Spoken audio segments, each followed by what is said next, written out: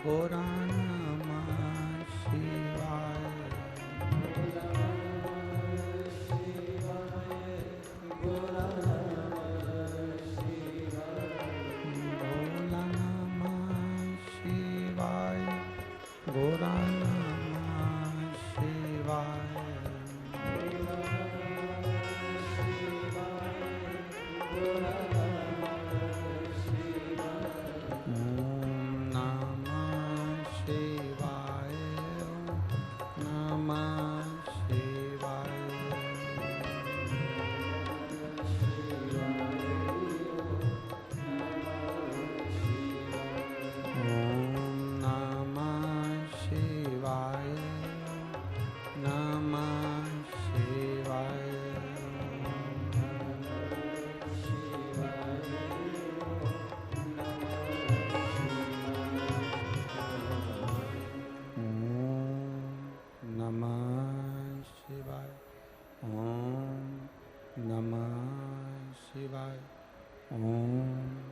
नमः शिवाय, विश्वनाथ भगवान की जय, महाकालेश्वर भगवान की जय, मथुराधीश भगवान की जय, ओंकारेश्वर भगवान की जय, कुबेरेश्वर महादेव की जय। हर हर महादेव, हर हर महादेव, हर हर महादेव हर। काशी विश्वनाथ, ओगरदानी, त्रिकालदर्शी, कैलाशी, अविनाशी भगवान शिव, जिनकी पुनीत पावन शिव महापुराण की कथा संपूर्ण विश्व के कल्याण हेतु बाबा देवादिदेव महादेव की कृपा से श्रवण करने का सौभाग्य प्राप्त हुआ है। बहुत दूर दूर से आप लोग पधारे, अभिनंदन कोट। एवं इस पवित्र भूमि पर, वीरों की भूमि पर विराजमान आप सभी श्रोता भाई बहन, मथुराधीश जी की ये पवित्र भूमि है, जहाँ पर स्वयं भगवान द्वारकानाथ, स्वयं भगवान कृष्ण मथुराधीश बनकर विराजे हैं। ऐसी पवित्र कोटा की भूमि को मैं नमन करता हूँ, प्रणाम करता हूँ।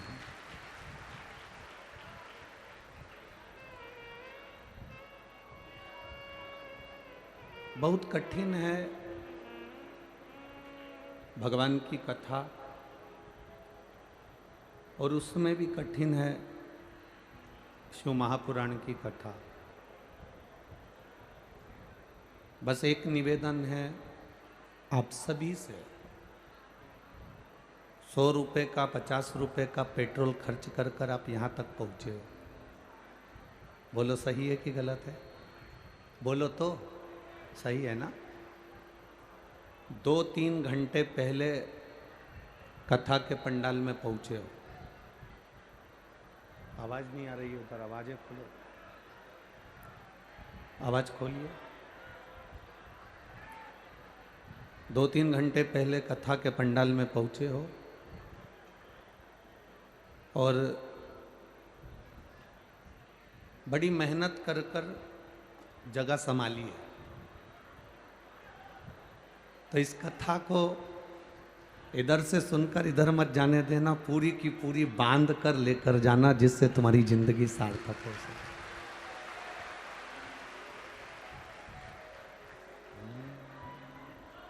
तेरी कृपा बिना न हिले एक भी अणु, लेते हैं श्वास तेरी कृपा से तन।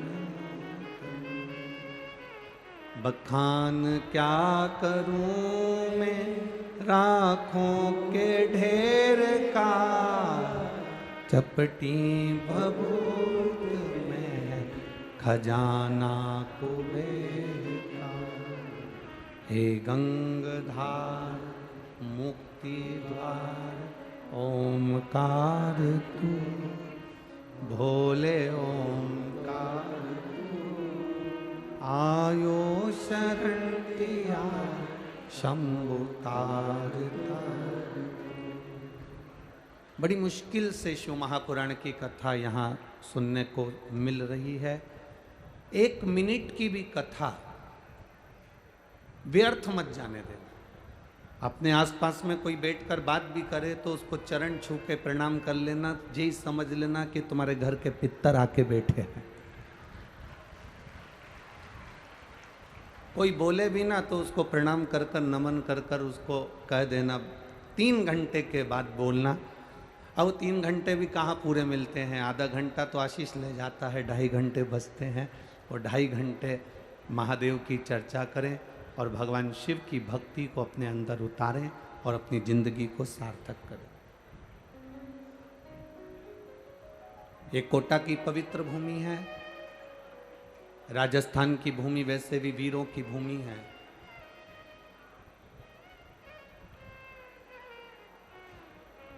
एक निवेदन के साथ में इस कथा को प्रारंभ कर रहे हैं।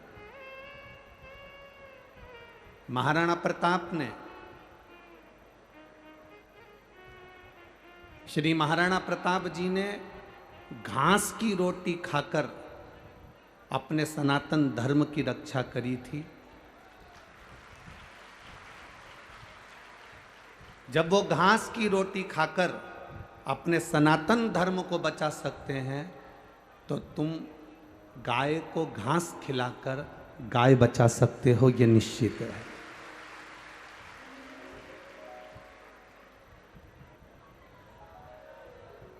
शिव महापुराण की कथा 24,000 श्लोकों का समावेश है और उसमें भगवान शंकर की अविरल भक्ति है। जिस भाव से हम इसको श्रवण करते हैं, भगवान उस भाव से हमारी कामना पूर्ण करता। ये जरूरी नहीं है कि सीवर वाला महाराज तुमको दिख रहा है कि नहीं दिख रहा, प्रदीप मिश्रा नजर आ रहा है कि नहीं आ रहा। मूल है आप जहां बैठे हो। हम तो कार्यकर्ताओं से भी निवेदन करेंगे, तो मैं खड़े रहने की जरूरत नहीं है, क्योंकि बार बार कोटा में शिव पुराण की कथा नहीं हो सकती। आपको जहां जगह मिले वहां बैठकर शिव महापुराण की कथा को सुनो और झोली पसार कर प्रणाम कर कर सुनना। ये इतने पत्र यहाँ जो आए हैं, ये तो पहले दिन के पत्र हैं, अभी 4 दिन बाकी है। इन पत्रों में आपका विश्वास लिखा हुआ है कि भोले बाबा ने आपको क्या क्या दिया है।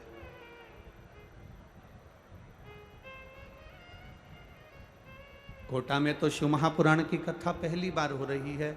हमारा आगमन पहले नहीं हुआ, परंतु इस स्मरण को आप जहां बैठकर सुन सकते हो। आपके कानों में बस आवाज आना चाहिए। और जिस समय बाबा से प्रार्थना करने का मौका मिले उस समय पर प्रार्थना करो और भगवान से विनती करना कि बाबा मेरे जिंदगी के सारे दुखों को काट दे। लोग कहते हैं कि 3 महीने में शिव महापुराण की कथा का रस तत्व का जो फल है वो प्राप्त होता है। पर एक विश्वास कहता है, आप लोगों ने अगर दिल से सुन ली तो मेरा भोला बाबा 3 महीने तो जाने दो, आज कथा सुनोगे और कल निर्णय देने के लिए तैयार बैठा रहता है। आप इसको भरोसे से सुनो। शंभु शरणे मांगू घड़ी रे, दुख काटो दया करीने दर्शन। भगवान शिव की कथा कहती है, अपनी दृढ़ता को जितना प्रबल करोगे, अपने विश्वास को जितना दृढ़ी करोगे, उतना परमात्मा के करीब पहुंचते जाओ, उतने भगवान के नजदीक पहुंचते जाओ।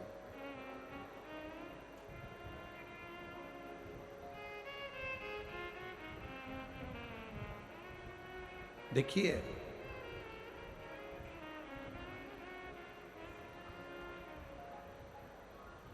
एक बड़े बनने का और एक छोटे बनने का बहुत अंतर है।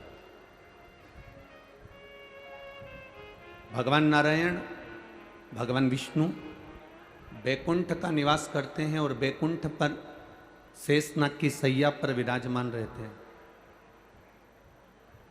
भगवान ब्रह्मा कमल के पुष्प के ऊपर विराजमान रहते हैं।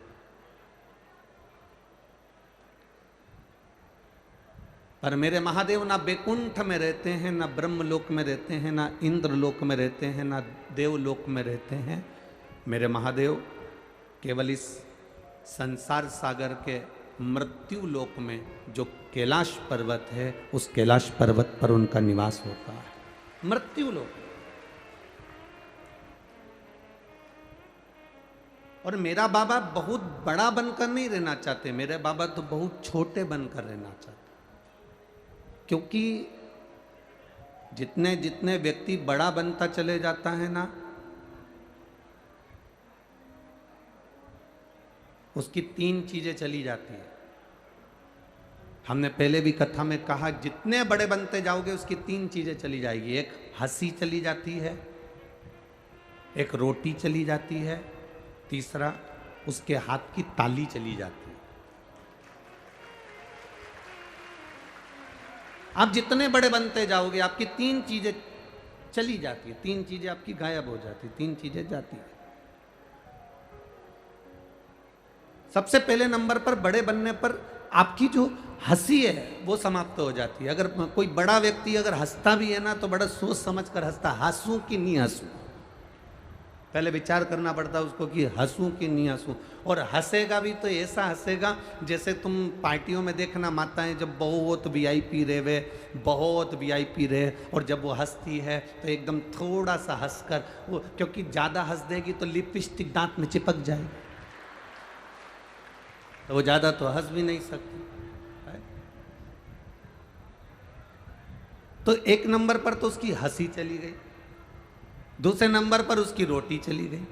ज़्यादा बड़े बन गए तो भोजन भी नहीं कर सकते अच्छे से, जो किसी ने लाकर दे दिया बस उतना खा लिया, अपनी मर्जी से आप भोजन भी नहीं ग्रहण कर सकते। और तीसरे नंबर पर हाथ की ताली। आपको मन को अच्छा लग रहा है कि मेरे को बड़ी प्रसन्नता हो रही है इस संवाद को सुनकर, मुझे बड़ी प्रसन्नता हो रही है इस कथा को सुनकर, मुझे बड़ी प्रसन्नता हो रही है इस आयोजन को लेकर, तो भी आप हाथ से ताली नहीं बजा सकते। क्योंकि ताली भी अगर कोई बहुत बड़ा व्यक्ति बजाता है तो बड़ी सावधानी से थोड़ी सी बजा लेता है, एकदम खुल कर नहीं बजा सकता, वो बजाना मुश्किल है। बड़ा व्यक्ति 2000 के नोट की तरह होता है और छोटा व्यक्ति 1, 2, 5, 10 रुपए की चिल्लर जैसा होता है। अब तुम ईमानदारी से बताना, 2000 का नोट ज्यादा काम आता है कि चिल्लर ज्यादा काम आती है? जम के तो बोलो रे कोटा वालों जरा, चिल्लर ज्यादा काम आती है ना। चिल्लर गरीब के कटोरे से लेकर सेठ की काउंटर तक रहती है, जन्म से लेकर मरण तक चिल्लर रहती है। लोग मुर्दे पर भी फेंक देते हैं। एक छोटे से छोटे काम से लेकर बड़ी से बड़ी फैक्ट्री तक चिल्लर रहती है। और कोई 2000 के नोट से पूछे, क्यों रे 2000 के नोट तू कैसा है, तो वो कहेगा जिस दिन से बैंक से निकला था पहले तो लोगों की जेब में गया, फिर अटैची में बंद हो गया, अटैची से बोरी में बंद हो गया, बोरी से बंद होकर फिर वापिस अटैची में आया, अटैची से निकलकर अब मैं इस कतार पर आ गया कि बंद होने वाला हूँ, मेरी कोई भाव नहीं बचा। ज़्यादा बड़े हो जाओगे, ज़्यादा बड़े बन जाओगे तो तुम्हें कैद रहना पड़ेगा, बंद रहना पड़ेगा, संभल कर रहना पड़ेगा। और चिल्लर का काम क्या? छोटे से छोटा व्यक्ति गरीबड़े से गरीबड़ा व्यक्ति, साधारण से साधारण व्यक्ति अपने आनंद में जीता, अपने खुशी में जीता, अपने सुख में जीता। ये जो कथा हो रही है देव पितर शिव महापुराण की कथा, वो भी पितृपक्ष में जो चल रही है, ये जीवन का एक सुख देने वाली, जीवन का एक आनंद देने वाली, एक रसतत्व प्रदान करने वाली, जिसने दिल से सुन ली, उसके पूर्वज, उसके पितर पिंड का दान लेने के लिए भी दरवाजे पर नहीं आते और वो देवलोक को चले जाते हैं, भगवान शिव के धाम को चले जाते हैं।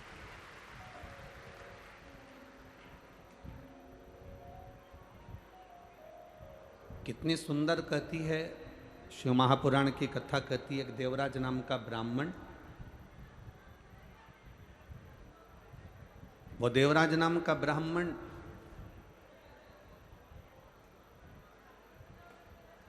चोरी का धन ले जाकर भगवान शंकर के मंदिर में पहुंच जाता है और उस मंदिर में रहकर कुछ देर की शिव महापुराण की कथा सुन लेता है, कुछ देर।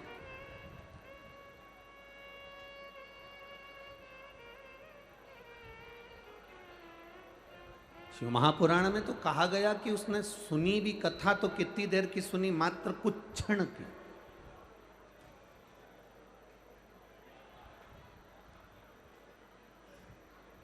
केवल कुछ क्षण की कथा श्रवण कर, और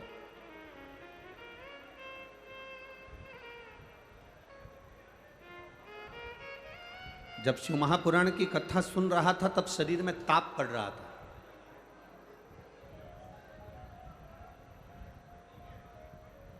दो चीजें अपने अंदर उतार कर रखिएगा, शरीर में अगर ताप बढ़ता है, शरीर में बुखार बढ़ता है, शरीर में कष्ट बढ़ता है, तो भोजन छूट जाता है। आप में से कई माताएं ऐसी बैठी होंगी, कई भाई लोग ऐसे बैठे होंगे कि बुखार रहे शरीर में, थोड़ा सा कष्ट रहे शरीर में, तो भोजन अच्छा नहीं लगता। बोलो री जीजियों कोटा वाली, सही है कि गलत है? भोजन अच्छा लगता है क्या? नहीं। शरीर में अगर ताप है, शरीर में अगर बुखार है, शरीर में अगर कष्ट है, तो भोजन अच्छा नहीं लगता, हमारा भोजन छूट जाता है। शरीर में बुखार बढ़ने पर, ताप बढ़ने पर, कष्ट बढ़ने पर भोजन छूट जाता है, और घर में पाप बढ़ने पर भजन छूट जाता है। जैसे जैसे हमारे घर में पाप बढ़ना प्रारंभ होता है, कोई गलत काम हो रहा है, कोई गलत चीज हो रही है, गलत धन आ रहा है, गलत संपदा आ रही है, गलत दौलत आ रही है, गलत चीजें हो रही हैं, तो हमारा पाप बढ़ता चले जाता है। पाप बढ़ा कि हमारा भजन, हमारा कीर्तन, हमारा मंत्र जाप, हमारा नाम जाप, हमारा स्मरण छूट जाता है। तुम रोज शंकर जी के मंदिर जा रही हो, रोज जल चढ़ाने जा रही हो, रोज भगवान को जल चढ़ा कर आ रही हो, प्रतिदिन भगवान देवादिदेव महादेव को अगर जल चढ़ा कर आ रही हो, और तुम 15 दिन अगर भगवान के मंदिर नहीं जा पाओ, तो विचार करना कि मैंने ऐसा कौन सा पाप कर दिया जो भगवान के मंदिर नहीं पहुंच पाए। मैं परमात्मा के दरवाजे तक क्यों नहीं पहुंचा? मैं परमात्मा की चौखट तक क्यों नहीं गई?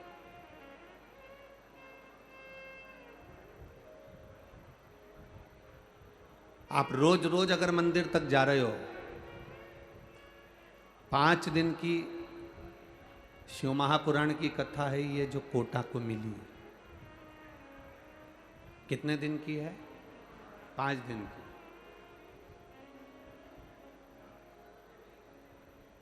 दिल से सुन लोगे तो ये झोली खाली नहीं जाएगी, ये भरा कर चली जाएगी। दिल से सुन लो।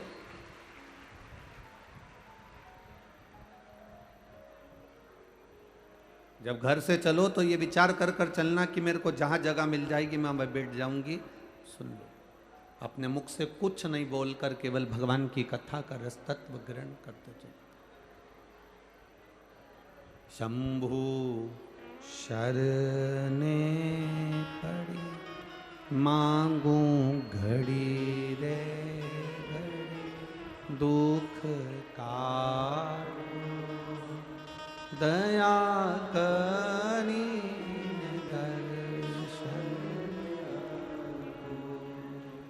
दया करी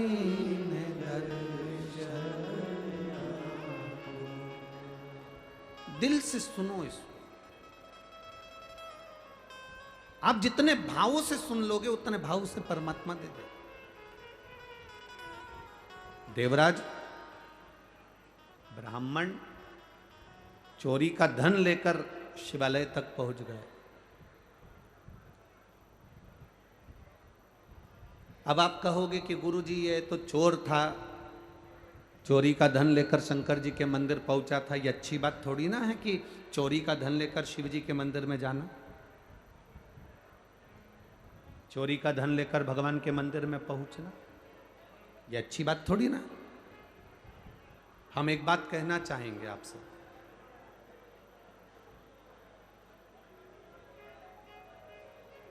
जिंदगी में कितना भी पाप हो जाए, जिंदगी में कितना भी आपने झूठ बोल लिया,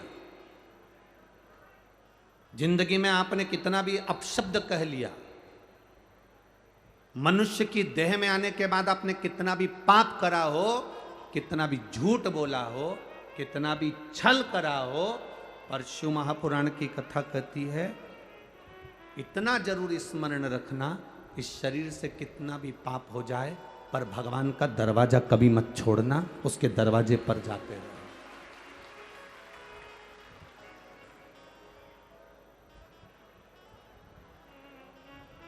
उसका द्वार कभी नहीं छूटना चाहिए, उसका दरवाजा कभी नहीं छूटना चाहिए, कितना भी पाप हो जाए। एक व्यक्ति ने कहा गुरुजी ये देवराज नाम का ब्राह्मण तो पाप करा था, चोरी करा था, चोरी करा हुआ व्यक्ति शंकर जी के मंदिर में काय को गया? उसको तो धन लेकर अपने घर चले जाना था, चोरी करने के बाद शिव जी के पास क्यों गया? शिव महापुराण की कथा कहती है बच्चा नाली में गिर गया, बच्चा गटर में गिर गया, बच्चा कीचड़ में गिर गया, बच्चा गंदी जगह पर गिर गया, गिरकर बच्चा कीचड़ में से निकला। मोहल्ले के लोग, कॉलोनी के लोग, सोसाइटी के लोग, जहां रहने वाले लोग हैं वो उस बच्चे को गले से नहीं लगाएंगे, उस बच्चे को चुप नहीं करेंगे, बच्चे से दूर से बोलेंगे भैया चुप हो जा, भैया चुप हो जा, भैया पानी ला दो, इसको पानी दे दो। मोहल्ले के लोग उस बच्चे को, मोहल्ले के लोग उस बच्चे को पानी दे देंगे, मोहल्ले के लोग उस बच्चे को चुप कराने का प्रयास करेंगे, पर मोहल्ले के लोग बच्चे को गले से नहीं लगाएंगे। मोहल्ले के लोग कभी उसको गले से नहीं लगाएंगे।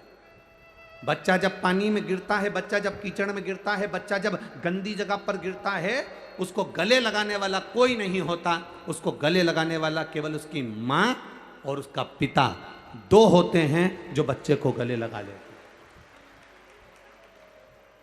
बच्चा कितना भी कीचड़ में गिर गया, बच्चा कितनी भी गंदगी जगह में गिर गया, बच्चा कितनी भी गंदगी में गिरा हो, पर माँ बाप ये नहीं देखते कि मेरा बेटा कीचड़ में गिरा कि गंदगी में गिरा। माँ बाप तो उसको चुप कराने के लिए अपने गले से लगा लेते हैं, अपने गले से उसको लगाकर अपनी गोदी में बिठा लेते हैं। उसी तरह जैसे गंदे बच्चे को भी माता पिता अपने गले से लगाते हैं, उसी तरह व्यक्ति कितना भी पाप करा हो, मेरा महादेव उसको गले से लगाता जरूर है। वो अपने हृदय से लगाता। कर लिया उसने पाप, गलत काम हो गया, पर उसको अपने हृदय से।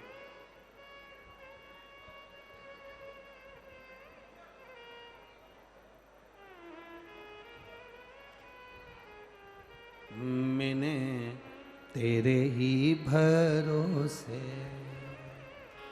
ओ बाबा, तेरे ही भरोसे हवा बिच उड़ती जावांगी, बाबा डोर हथो छड़ी कटी जावांगी, भोले मैं तेरी पतंग, शंभो मैं। हम कितने भी पाप कर्म कर बैठे हो, हम कितना भी झूठ बोल बैठे हो, हम कितना भी गलत कर्म कर बैठे हो, पर महादेव के मंदिर में एक लोटा जल जब हम लेकर पहुंचते हैं, देवाधिदेव महादेव के मंदिर में शंकर जी को एक लोटा जल जब हम धीरे धीरे दिल से बाबा का गुणगान कर कर समर्पित करते हैं, बाबा जान जाता है कि ये पापी है, झूठा है, छली है, कैसा भी है, पर मेरा बेटा है, इसलिए मेरे दरवाजे पर आया है, मुझे गले लगाना।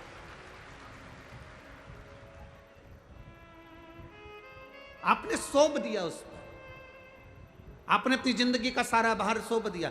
देवराज नाम का ब्राह्मण, उसको नहीं मालूम था कि शंकर के मंदिर में जाने का फल क्या है। शिव महापुराण की कथा कहती है, शिव जी के मंदिर के सामने से निकलकर जाने का भी फल प्राप्त होता है।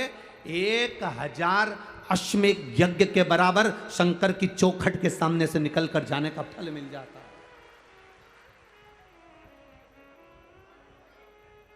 बोल बम का नारा है, आवाज नहीं आई तुम्हारी है, आवाज थोड़ा तेज कर कर, बोल बम का नारा है, सारी समस्या का हल। और वो होता है। ये अभी हम पत्र ज्यादा नहीं पढ़े, हमने तो केवल ये अभी 3-4 पत्र पढ़े हैं। इन पत्रों में किसी ने लिखा, देखिए,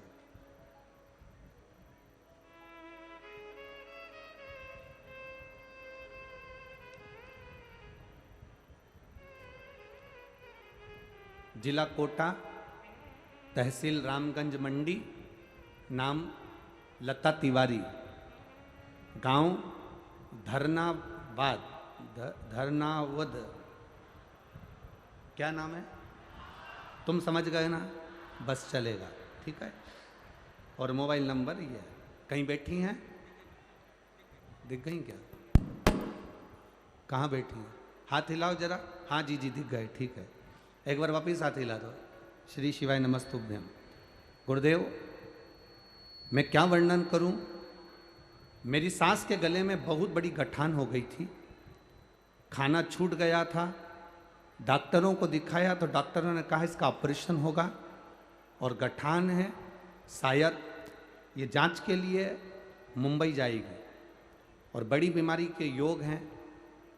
गुरुदेव, अब करें क्या?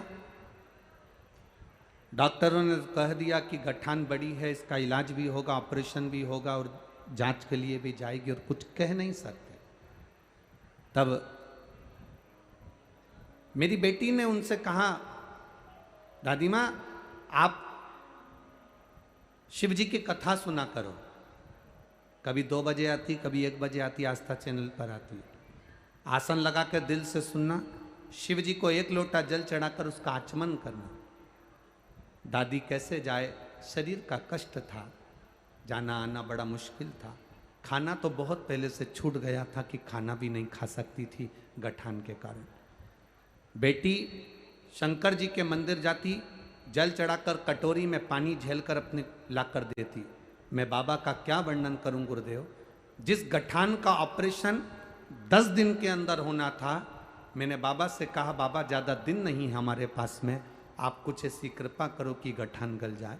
जिसका ऑपरेशन 10 दिन के अंदर होना था, बाबा की कृपा से शिवजी पे चढ़े हुए जल को पीकर 10 दिन के अंदर गठान गल गई गुरुदेव, और मैं बाबा को यहाँ प्रणाम करने के लिए आया। ये शिव तत्व। ठीक हो जी जी, हाथ हिला दो एक बार वापिस। हर हर महादेव। बैठिए। श्री शिवाय नमस्ते। एक पत्र और आया है, देखिए। मैं यशोदा राठौर, निवासी भेस रोड गढ़, ठीक है, समझ रहे हो ना तुम लोग? हाँ, बस तुम समझ जाना, बाकी के तो चैनल वाले सब समझ जाएंगे, ठीक है। मैं यशोदा राठौर, निवासी भेस रोड गढ़, जिला चित्तौड़गढ़, राजस्थान से हूँ। कहीं बैठी हैं? कहीं बैठी हो तो हाथ हिला देना। एक तो पंडाल भी तो इतने सारे लगे हैं, अभी तक कथा में 3 पंडाल लगते थे, यहाँ तो 8-10 लगा मारे तुम लोगों ने, बहुत सारे हो। कहीं बैठी हो तो हाथ हिला सकती हैं। मैं यशोदा राठौड़, निवासी भैंसरोडगढ़, जिला चित्तौड़गढ़, राजस्थान। मोबाइल नंबर ये है। जिन्होंने पत्र में लिखा है, गुरुदेव 3 साल से मेरे दाहिने पैर की नस ब्लॉक हो गई थी। डॉक्टर ने कहा था तुम्हारा शरीर धीरे धीरे धीरे धीरे ये पाँव ब्लॉक होते चले जाएगा। नसें काम करना बंद करती जा रही थी। एक बीमारी के अंतर्गत शरीर से चलना बंद हो गया था। गुरुदेव सारी दवाइयाँ कराई, बड़े से बड़े हॉस्पिटल में, बड़े से बड़े शहर में जाकर इलाज करवाया, पर आराम नहीं मिला। तब हमारी पड़ोसन ने कहा कि शिवजी पे चढ़ी हुई बेलपत्र खिलाओ। हमने वो शंकर भगवान पर चढ़ी हुई बेलपत्र देना प्रारंभ करी, और बाबा की कृपा से, आप कहते हो ना गुरुजी, पंडाल में बैठकर जो मांगा जाता है वो मिलता है। हम उनको लेकर अगस्त के महीने में दतिया की कथा में पहुंच गए। दतिया की कथा में हमने 3 दिन कथा सुनी और बाबा से प्रार्थना करी कि बस पाँव से चलना प्रारंभ कर दें। इनके शरीर की नसें ब्लॉक हो गई हैं, डॉक्टर के हिसाब से ये चल नहीं पाएंगे। हमने बाबा से प्रार्थना करी। दतिया से 3 दिन बाबा को झोली पसार कर नमन कर कर वापिस आए, और बाबा की, आप कहते हो गुरुजी 3 महीने में बाबा सुनता है, 2 महीने के अंदर चलना प्रारंभ कर दिया और नसें खुल गई। डॉक्टर के हिसाब से ये अब ठीक है। ये शिव तत्व है। औघड़ी शंभो शरने पड़ी, मांगू घड़ी रे, दुख का दया करी ने दर्शन। देवराज नामक का ब्राह्मण चोरी कर रहा, धन लेकर शिवजी के मंदिर में चला। अच्छा करो चाहे बुरा करो, पर भगवान का मंदिर कभी मत छोड़ो, भगवान का दरवाजा कभी मत छोड़ो। अगर आप भगवान का दरवाजा नहीं छोड़ोगे तो भगवान भी तुम्हारा हाथ जिंदगी में कभी नहीं छोड़ने वाला है, ये निश्चित।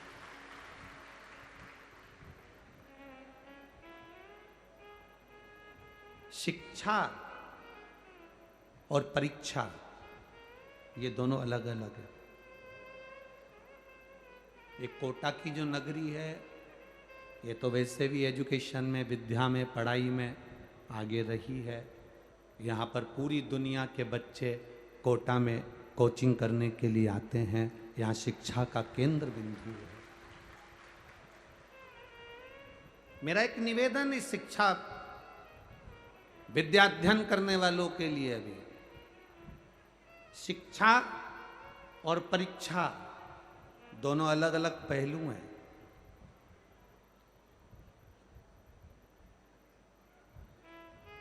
अच्छी शिक्षा हमें सफलता की ओर लेकर जाती है। आप जितनी अच्छी कोचिंग कर रहे हो, जितनी अच्छी पढ़ाई कर रहे हो, अच्छी शिक्षा हमें सफलता की ओर लेकर जाती है। शिक्षा सफलता देती है और परीक्षा, टेस्ट, इंटरव्यू ये हमको नीचे गिरना नहीं सिखाते। ये परीक्षा, टेस्ट, इंटरव्यू ये हमें बल प्रदान करते हैं कि तुम्हें दुनिया से लड़ने की सामर्थ्यता कैसी होना चाहिए। शिक्षा सफलता देती है, परीक्षा बल देती है।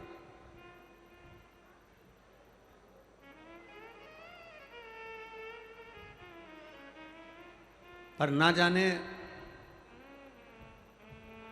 क्यों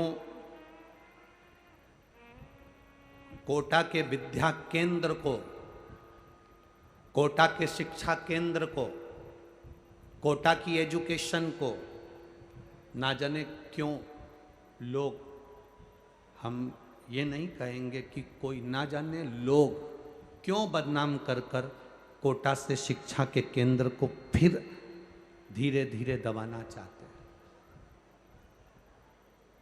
मेरा निवेदन बच्चों से, विद्या अध्ययन करने वालों से, पढ़ाई करने वालों से कि तुम्हारे माता पिता ने तुम्हें पढ़ने के लिए भेजा, तुम्हारे माता पिता ने ये नहीं कहा कि वापिस लौट कर आएगा और अच्छे से टेस्ट देकर आएगा। नहीं, अगर तू अच्छे से पढ़ेगा नहीं, अच्छे से विद्या अध्ययन नहीं करेगा, तेरा अगर कंपनी में नहीं होगा, तू अच्छी एजुकेशन धारण नहीं करेगा, तो माता पिता ने ये नहीं कहा कि तू लौट कर मत आना।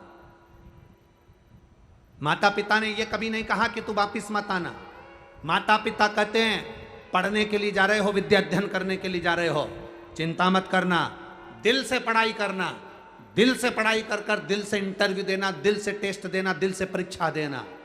पास हो गए कोई बात नहीं, असफल भी हो गए कोई बात नहीं, तुम्हारे माता और पिता का घर तुम्हारे लिए इंतजार कर रहा है। तुम्हारे माता पिता का घर तुम्हारे लिए इंतजार कर रहा है।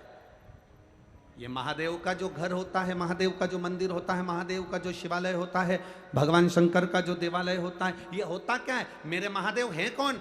जगत के पिता।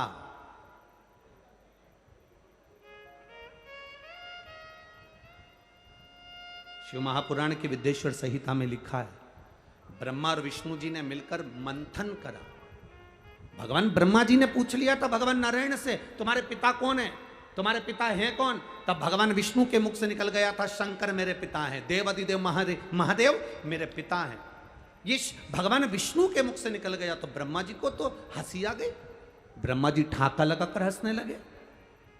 भगवान शंकर तुम्हारे पिता, वो शंकर जो शमशान में निवास करते हैं, वो शंकर जिनके गले में सर्प पड़े रहते हैं, वो शंकर जो खुले में रहते हैं, वो शंकर जिनका कोई घर भी नहीं है, वो शंकर जो भस्मी लपेटते हैं, वो तुम्हारे पिता है?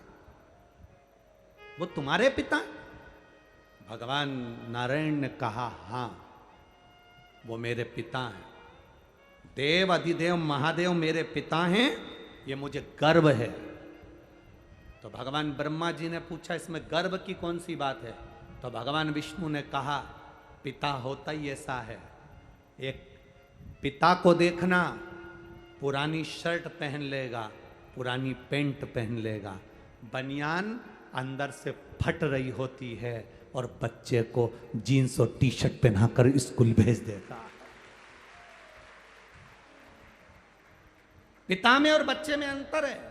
भगवान नारायण करें, भगवान शंकर मेरे पिता हैं। भगवान ब्रह्मा जी को हंसी आ गई, ठाका लगाकर हंसे कि शंकर जी जो भस्म लपेटते हैं, शंकर जी जो सांपों की माला धारण करते हैं, शंकर जी जो शमशान में निवास करते हैं, शंकर जी जो खुले में निवास करते हैं, शंकर जी जिनका कोई घर नहीं है, शंकर जी जो गंगा की धार जिनके मस्तक पर चलती रहती है, शंकर जी जो भांग धतूरे के स्मरण करते हैं, शंकर जी जो भस्म में रमे रहते हैं, शंकर जी जो आंख बंद करके बैठे रहते हैं, वो आपके पिता हैं। भगवान विष्णु कहते हैं पिता होता ही ऐसा है, दुनिया के लोगों को करोड़ों की जायदाद दे देता है और खुद वीराने में जाकर बैठ जाता है, वो पिता होता है। वो शंकर है, वो देवादिदेव महादेव है, वो शिव है, ओघड़ी है, शंकर है। दुनिया को सुख देता है, स्वयं वीराने में रहता है। आप इतने आए हो लाखों की संख्या में, यहां से जाते समय अगर कोई गिनती कर सके तो करना। कथा के पहले दिन आप लोग लाखों की संख्या में आए हो, दूसरे दिन की चिंता बढ़ गई है माननीय विधायक महोदय जी की भी और ओम बिरला जी की भी। दूसरे दिन की चिंता बढ़ गई है कि बैठोगे कहां, तेरा क्या होगा कालिया। चिंता व्याप है तो कहां कहां बैठोगे, कहां, जरा विचार करिए। किस जगह पर विराजोगे? और जितने तुम अंदर भरे हो ना इस ग्राउंड में, उससे आधे बाहर पेड़ों के नीचे रोडों पर बैठे हुए हैं, जहां जहां आवाज जा रही है लोगों के पास, जहां तक आवाज पहुंच रही है वहां आधे वहां भी हैं, गाड़ियों के पास, ग्राउंड के पास।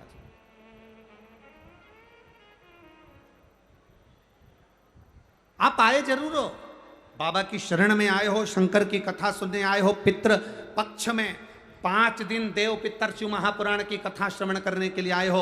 आप आए जरूर हो, पर इतना स्मरण करना इतना ध्यान रखना कि तुम अकेले नहीं आए हो, कथा सुनने के लिए तुम अकेले नहीं पहुँचे हो। पितृपक्ष में पितरों के देवता आर्यमा अपने घर के पितरों को पृथ्वी पर भेजते हैं।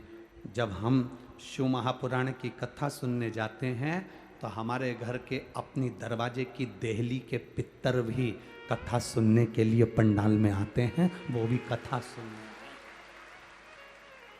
आज आपको और हमको कोटा की धरा पर अपने आप को गौरवान्वित होना चाहिए। अभी तक हम पंडालों में कथा सुनते थे तो हम खुद सुनते थे, पर आज हम अपने घर के दरवाजे से निकलकर कथा के पंडाल तक पहुंचे हैं तो हम अकेले नहीं जा रहे। हमारे पूर्वजों को, हमारे पितरों को, हमारे आहूतों को, हमारे वासुकों को हम लेकर जा रहे हैं जो कि कथा तुमने नहीं कहा कि तुम चलो, फिर भी वो कथा सुनने के लिए तुम्हारे पीछे पीछे आए।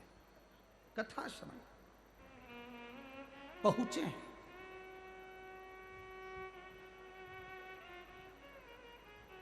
देवराज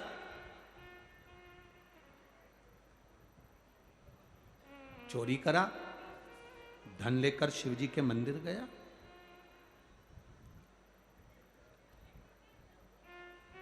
मंदिर से बाहर निकला, मंदिर में बार बार लोग चिल्लाकर कह रहे थे हर हर महादेव।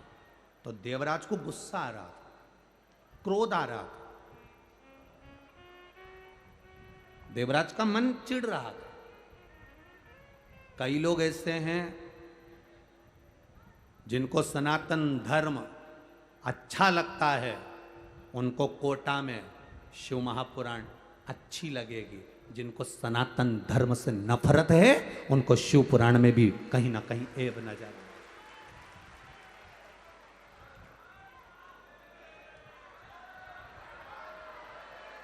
जो सनातन धर्म के विरोधी हैं, जिनको सनातन धर्म से प्रेम नहीं, जिनको सनातन धर्म की श्रेष्ठता नहीं, जो नहीं जान पाते कि सालासर में हनुमान विराजते हैं, जो नहीं जान पाते खाटू श्याम में मेरा श्याम विराजता है, जो नहीं जानते मथुराधीश में द्वारकाधीश विराजता है, जो नहीं जानते कि सुंदर रुणिचा की भूमि में भगवान स्वयं रामदेवरा वाला रामदेव बाबा विराजता है, जो नहीं जानते कि इस मेहंदीपुर की भूमि में मेहंदीपुर का बालाजी विराजता है। सारी दुनिया का लोग कहते हैं शिक्षा का केंद्र बिंदु कोटा है, राजस्थान है। हम कहते हैं पूरी दुनिया के पूर्वजों, पितरों और उनके पूर्वजों का केंद्र बिंदु भी राजस्थान ही है। केंद्र बिंदु ये एक शब्द नहीं बोलते। कोई पानी की टंकी दान कर देता है तो वहां लिखा रहता है भामाशाह। बोलो बोलो, सही है कि गलत है? अरे जम के तो बोलो रे कोटा वालों, सही है। हमने तो सुना था कोटा वाले बोलते बहुत हैं, पर तुम लोग तो ऐसे चुप होके बैठे हो कि जवाब भी नहीं दे रहे हो। राम जी है तो तुम जो पूछा जाए तब बोलो है, बाकी के टाइम तो चुप रहो तो अच्छा है हो? तो लोग लिखते थे कोई ने पानी की टंकी दान करी तो के भामासा, कोई ने साइकिल दान करी तो के भामासा। भामासा का मतलब मालूम है तुम लोगों को? कौन था भामासा? महाराणा प्रताप जब जंगल में चले गए, सारी सत्ता जब विधर्मियों ने ले ली, तब एक राजस्थान का ऐसा सेठ जिसका नाम था भामाशाह, उसने महाराणा प्रताप के पास में जाकर कहा मेरी विरासत की सारी जायदाद तेरी है, पर इन मुगलों को मारकर फिर सत्ता स्थापित कर।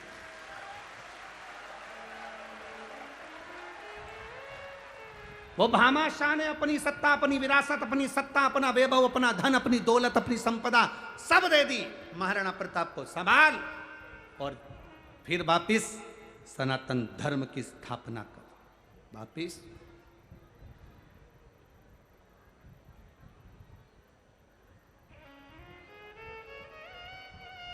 जरा विचार करना जरा, उन्होंने तो अपनी पूरी प्रॉपर्टी दे दी थी, तुम अगर कहीं का आ जाए तो अपनी बैठने की जगह नहीं दो। अगर कहीं का आ भी जाए ना और बाजू में आकर के जी जी थोड़ा सा खसक जाना, जी जी ए प्लीज थोड़ा सा खसकना, नहीं खसक। अब बैठी थी तीसरी में और फैल गई, ले नहीं हट। तो उसने भी जाते जाते,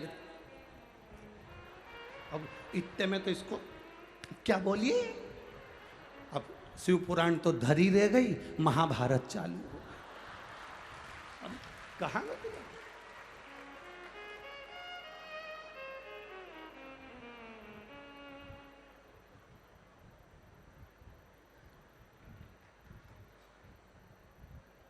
अरे भाई शिव कथा कह रही है, शिव महापुराण की कथा कह रही है, देवराज गलत है, पर शंकर जी के चरणों में पहुंच गया। कैसे हो आप शंकर के द्वार जाओ, कितना भी गलत काम करा हो तो भी शंकर के द्वार जाओ। दुनिया के लोग हंसे तो भी शंकर के द्वार जाओ। जल चढ़ाने जाओ तो लोग ताना दे तो भी शंकर के दरवाजे जाओ। आग लगे बस्ती में, क्या किसको रोइए, चादर तान के, कुछ भी हो, अपने को भगवान की भक्ति नहीं छोड़ना। मीराबाई तुम्हारे ही मोहल्ले की थी, बोलो सही है, कितना कहा, साथ की सहेलियां मोहे उंगली उठावे, गांव का लोग मने बावरी बतावे, और हंसी उड़ावे सारी सारी दुनिया, ओ मीरा बनी रे। लोग ताना दिए, गाली दी, अपशब्द कहे, आड़ा टेढ़ा बोला, पर मीराबाई के मुख से कभी कोई शब्द नहीं निकला। मीराबाई जानती थी इनसे मुख मिलाऊंगी उतनी देर प्रभु का गुणगान गाऊंगी तो उस परमात्मा के करीब चली जाऊंगी। इनसे मुख मिलाऊंगी, उससे अच्छा उसका भजन करो। इसीलिए आप लोगों से भी कहा,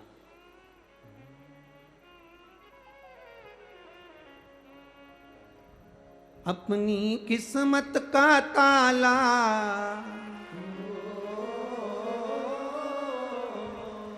अपनी किस्मत का ताला तुम खोलते चलो, श्री शिवाय नमस्तुभ्यं तुम बोलते चलो, श्री शिवाय नमस्तुभ्यं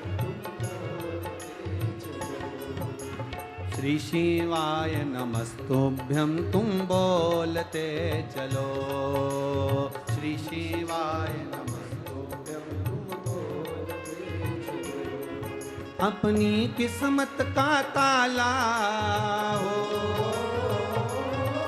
अपनी किस्मत का ताला हो, अपनी किस्मत का ताला तुम खोलते चलो, श्री शिवाय नमस्तुभ्यं तुम बोलते चलो, श्री शिवाय नमस्तुभ्यं तुम बोलते चलो। दोनों हाथों से बड़े प्रेम से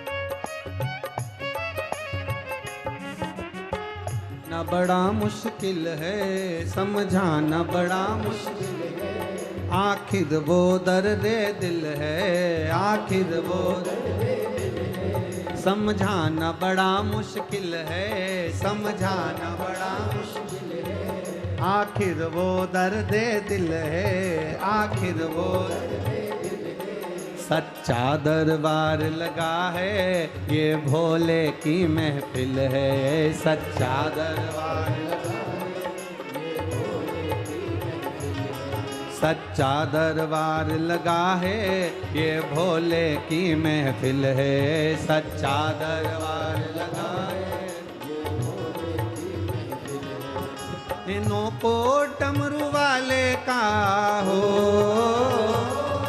नैनों को काशी वाले का हो, नैनों को डमरू वाले का दीदार चाहिए, वो काशी रहने वाला भोलानाथ चाहिए, वो काशी रहने वाला भोलानाथ चाहिए, वो काशी रहने वाला भोलानाथ चाहिए, वो काशी रहने वाला भोलानाथ चाहिए। अपनी किस्मत का ताला, अपनी किस्मत का ताला, अपनी किस्मत का ताला तुम खोलते चलो, श्री शिवा नमस्तुभ्यं तुम बोलते चलो, श्री शिवा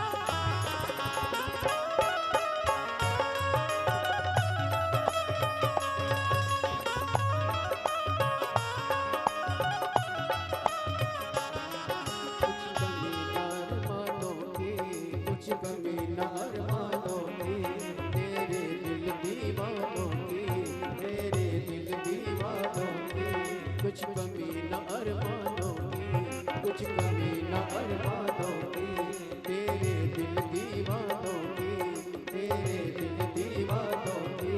मुझको मदहोश बनाए कतार तेरे नैनों की, मुझको मदहोश बनाए सरकार तेरे नैनों की, मुझको मदहोश बनाए सरकार तेरे नैनों की, मुझको मदहोश बनाए सरकार तेरे नैनों की।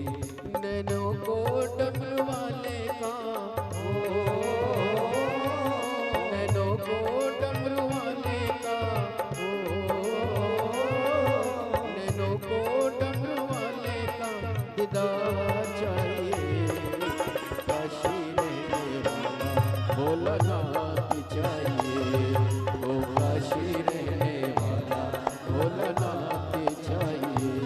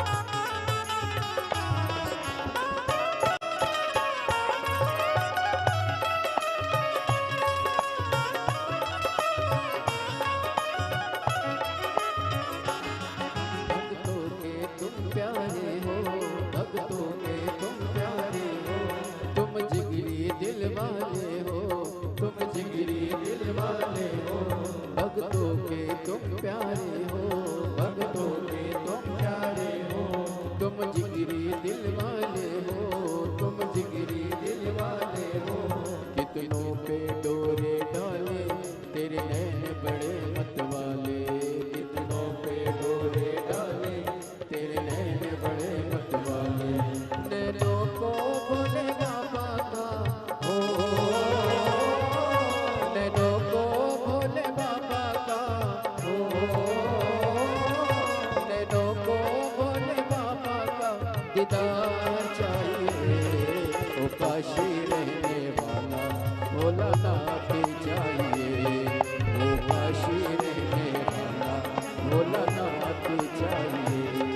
अपनी किस्मत का ताला हो, अपनी किस्मत का ताला हो, अपनी किस्मत का ताला तुम खोलते चलो। श्री शिवाय नमस्तुभ्यं तुम बोलते चलो, श्री शिवाय नमस्तुभ्यं तुम बोलते चलो। श्री शिवाय नमस्तुभ्यं तुम बोलते चलो।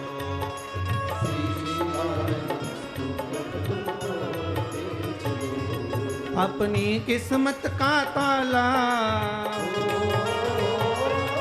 अपनी किस्मत का ताला,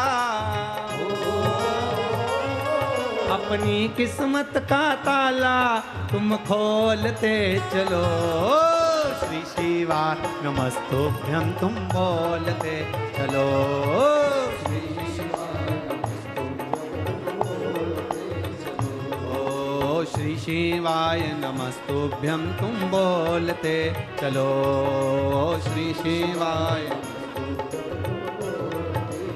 हार हार। अपने स्थान पर बैठकर भगवान देवाधिदेव महादेव से भाव से प्रार्थना करेंगे, दिल से प्रार्थना करेंगे। बोल बम का नारा है। अपनी जगह बैठकर भगवान देवाधिदेव महादेव से अपने मन की बात कहें, दिल की बात कहें, बाबा से प्रार्थना करें। बाबा, कोटा नगर के इस पावन कथा पंडाल में बैठकर आपसे प्रार्थना भाव से, जिसको आता है साथ में बड़े भाव से धीरे धीरे आराम से बोलिए। श्री शिवाय नमस्तुभ्यं, श्री शिवाय नमस्तुभ्यं, श्री शिवाय नमस्तुभ्यं, श्री शिवाय नमस्तुभ्यं, श्री शिवाय नमस्तुभ्यं। भोला सब दुख काटो, ओ भोला सब दुख काटो। शिव शंकर जपो तेरी माला, भोले बाबा जपो तेरी माला। भोला सब दुख काटो, ओ भोला सब दुख काटो। वेश है मंगल मंगलकारी, वेश है मंगल मंगलकारी।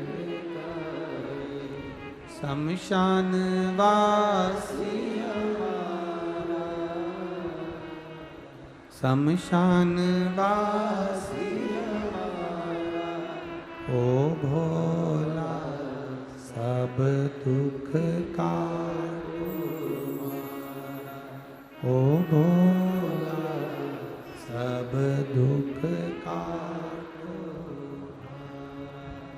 शिव कथा कह रही है महाराज। देवराज बेलपत्री के पेड़ के नीचे पहुंच गया। जब चिल्ला रहे थे हर हर महादेव तो देवराज को ठीक नहीं लगा और वो बेलपत्र के वृक्ष के नीचे पहुंचा। जब वो बेलपत्री के वृक्ष के नीचे गया उसके प्राण छूटे, उसके प्राण समाप्त हुए। प्राण छूटते से यम के दूत उसको बंदी बनाने के लिए आए। जब यम के दूत बंदी बनाने के लिए आए तो उसी समय पर भगवान शंकर स्वयं नंदी लेकर देवराज को लेने के लिए आए। देखिए भगवान शिव की आराधना करने वाले को लेने के लिए यम के दूत नहीं आते। शिव की आराधना करने वाले को लेने के लिए भगवान विष्णु के पार्षद नहीं आते। शिव की आराधना करने वाले को लेने के लिए शंकर भगवान के गण नहीं आते। शिव की आराधना करने वालों को लेने के लिए स्वयं मेरा देव अधिदेव महादेव नंदी लेकर आता है। स्वयं शिव।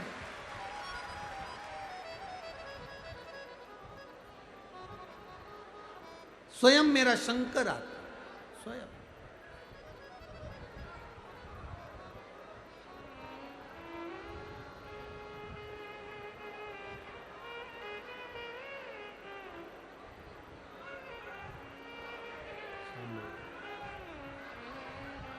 शंभु।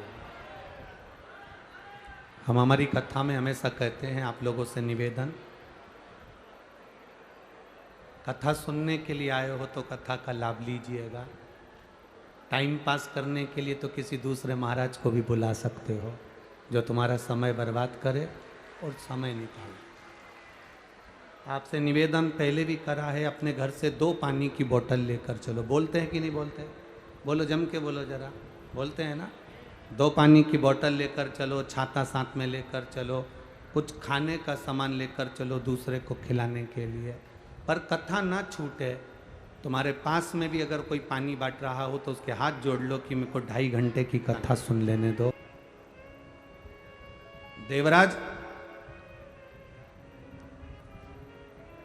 को लेने के लिए ना तो भगवान विष्णु के पार्षद आए, देवराज को लेने के लिए ना इंद्रलोक से कोई आया, देवराज को लेने के लिए ना कोई यमलोक से आया। देवराज को लेने के लिए स्वयं देवाधिदेव महादेव नंदी लेकर पधारे। स्वयं शिव। शंकर भगवान के गण भी नहीं आते लेने के लिए। शंकर को जल चढ़ाने वाले को लेने के लिए शंकर के गण कभी नहीं आते। शंकर को जल चढ़ाने वाले को लेने के लिए कभी शिव के गण नहीं आएंगे और ना यमदूत आएंगे। शंकर को जल चढ़ाने वाले का हाथ महादेव पकड़ते हैं, इसलिए महादेव ही उसको लेकर जाते हैं। अकाल मृत्यु वो मरे जो काम करे चंडाल का, काल उसका क्या बिगाड़े जो भक्त हो महाकाल का। जो शिव की आराधना करने वाला होता है उसका बाल बांका संसार का कोई मनुष्य नहीं कर सकता। बस अपनी मति शिव के चरणों में रखना। हमने पहले एक बार कथा में कहा था, आप लोगों के ध्यान में होगा, संत की मति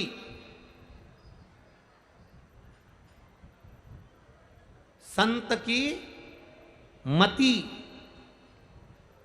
और ग्रस्त में रहने वाले की श्रीमती,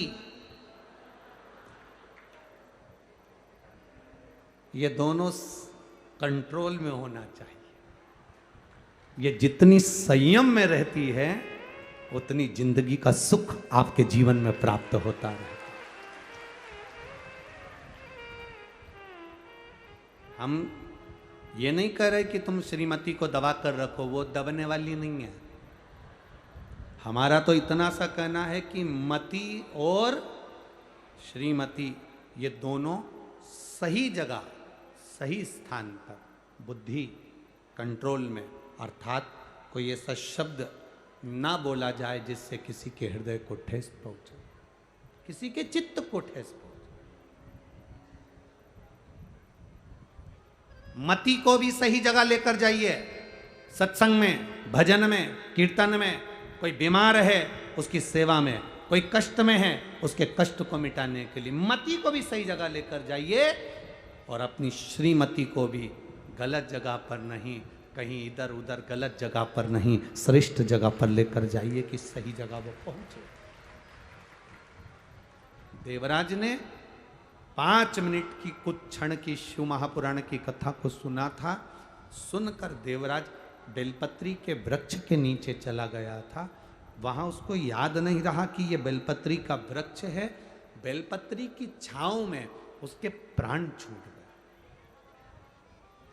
बेलपत्री की छांव में उसके प्राण छूट गए।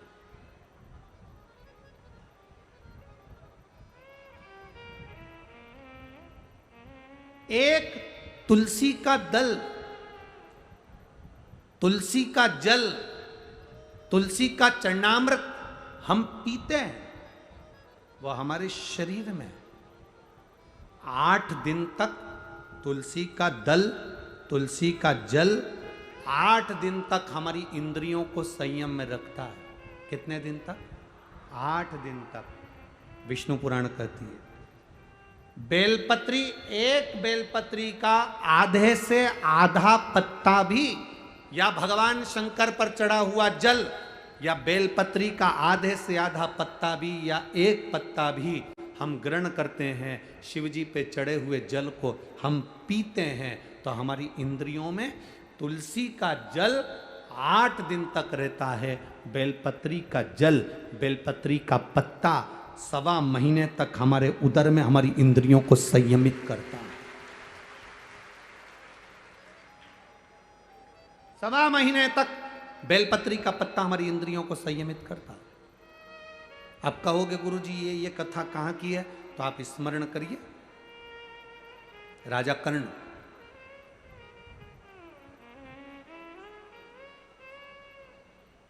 एक खड्डे में उसका रथ का पहिया फंस गया। राजा कर्ण खड्डे में रथ का पहिया फंसा।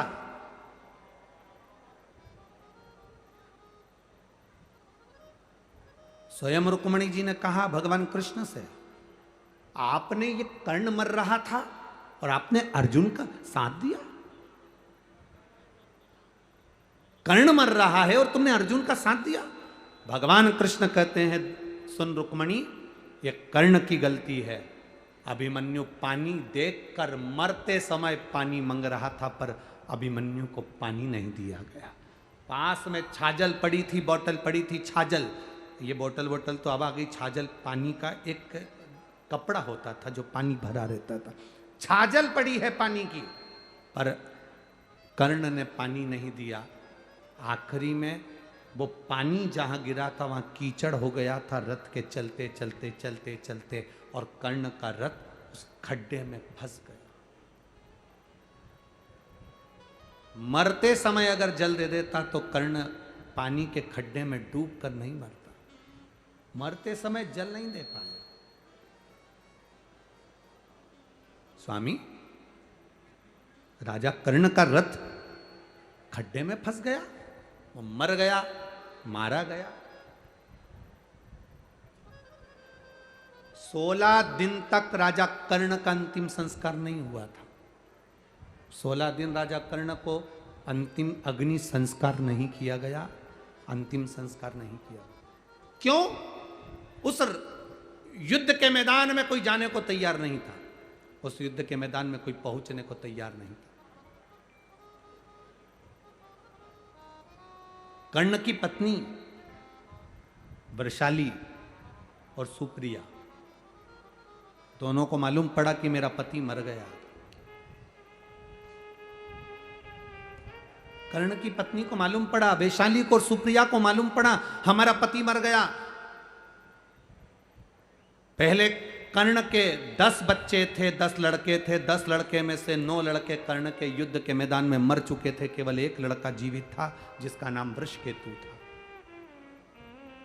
केवल एक वृषकेतु जीवित था और सुप्रिया जो भगवान शंकर की आराधना में डूबने वाली थी, शंकर की आराधना में रमने वाली थी, और उस सुप्रिया को मालूम पड़ा कि मेरा पति मर गया और मरे हुए आधा घंटा निकल चुका है, पति के प्राण छूट चुके हैं, कोई गिद्ध, कोई पशु, कोई पक्षी, कोई जानवर, कोई जलचर, कोई थलचर उसको ना खा जाए, उसकी गति ना बिगड़ जाए, उसके शरीर को कोई भक्षण ना कर जाए, कोई असुर उसके ऊपर आक्रमण ना कर जाए, उसके शरीर के कोई टुकड़े ना कर दे। सुप्रिया आंख से आंसू बहा रही है। कर्ण की दोनों पत्नियां वृषाली और सुप्रिया रो रही हैं। बेटे वृषकेतु ने आकर कहा, मां पिता मर चुके हैं, पिता शांत हो गए, पिता के प्राण छूट गए, मां पिता चले गए, पिता समाप्त हो गए। और उस जगह पर समाप्त हुए हैं जहां पर युद्ध हो रहा है, वहां से बॉडी को उठाना, शव को उठाना कठिन है। आसपास युद्ध चल रहा है, बीच में पिता और दुश्मनों का खेमा है, करा क्या जाए। सुप्रिया ने अपने बेटे वृषकेतु से कहा, केवल एक काम कर वृषकेतु, केवल एक काम कर, मेरा पति मर गया, उसके शरीर के पास में जा, युद्ध के मैदान में कहीं अगर बेलपत्र का वृक्ष हो, उस बेलपत्र के वृक्ष में से एक बेलपत्र तोड़कर मेरे पति के नजदीक में या उसके शरीर के पास ले जा। मां, उस युद्ध के मैदान में जहां पिता का शव पड़ा है, चारों तरफ युद्ध हो रहा है, कैसे जाएंगे? वो बेलपत्री का फल क्या होता है, बेलपत्री के वृक्ष की एक पत्ती का फल क्या होता है? शिव महापुराण की कथा कहती है, देव पितर, शिव महापुराण की कथा कहती है कि ये पितृपक्ष 16 दिन जो कर्ण को मिले हैं वो साधारण नहीं थे। एक बेलपत्र का पत्ता वृषकेतु तोड़ता है, तोड़कर वृषकेतु युद्ध के मैदान में रथ पर सवार होकर युद्ध लड़ता लड़ता पिता के नजदीक में जाता है। रथ चलता रहता है, वृषकेतु नीचे कूद जाता है और कर्ण का 10वें नंबर का बेटा छोटा, 9 बेटे मर चुके थे राजा कर्ण के, कर्ण स्वयं मर चुका था। एक बेलपत्र उठाकर वृषकेतु ने राजा कर्ण के नजदीक में, उसके पास में उस बेलपत्र को रख दिया। उस बेलपत्र को रखने का फल क्या हुआ वो देखिए कि कर्ण के प्राण छूटने के बाद कर्ण को मरा हुआ आधा घंटा निकल चुका था। बेलपत्र रखते से ही कर्ण के प्राण यमदूत बंदी बनाकर जो लेकर गए थे, तब चित्रगुप्त महाराज के सामने प्राण खड़े थे और चित्रगुप्त महाराज ने कहा, क्या चाहते हो कर्ण? कर्ण कहता है, मुझे भूख लग रही है। राजा चित्रगुप्त ने कहा, जाओ सोने की पुड़ी लाओ, चांदी की सब्जी लाओ, हीरे के गुलाब जामुन लाओ, पीतांबर की थाली लाओ, सोने की पुड़ी, भजिया, जलेबी, हीरे और पन्ने के दिए गए। तो कर्ण रोने लगा कि मैं ये कैसे खाऊंगा, मुझे अन्न तो दो।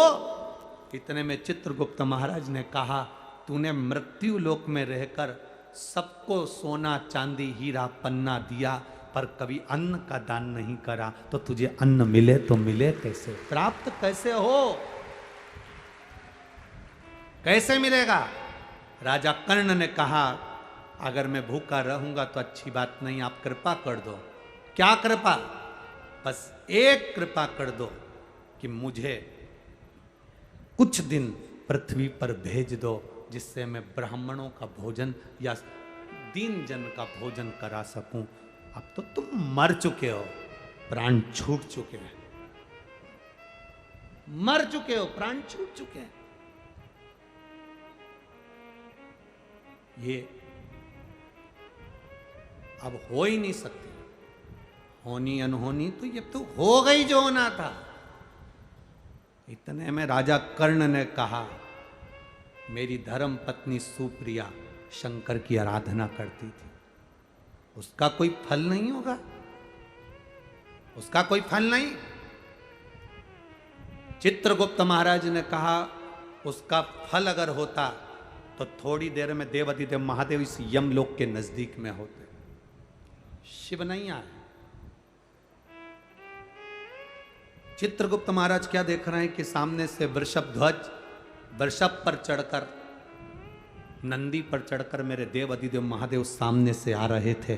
चित्रगुप्त महाराज पहचान गए कि जरूर इसकी धर्म पत्नी का पुण्य इसके खाते में, धर्म पत्नी का पुण्य इसके खाते में आया है।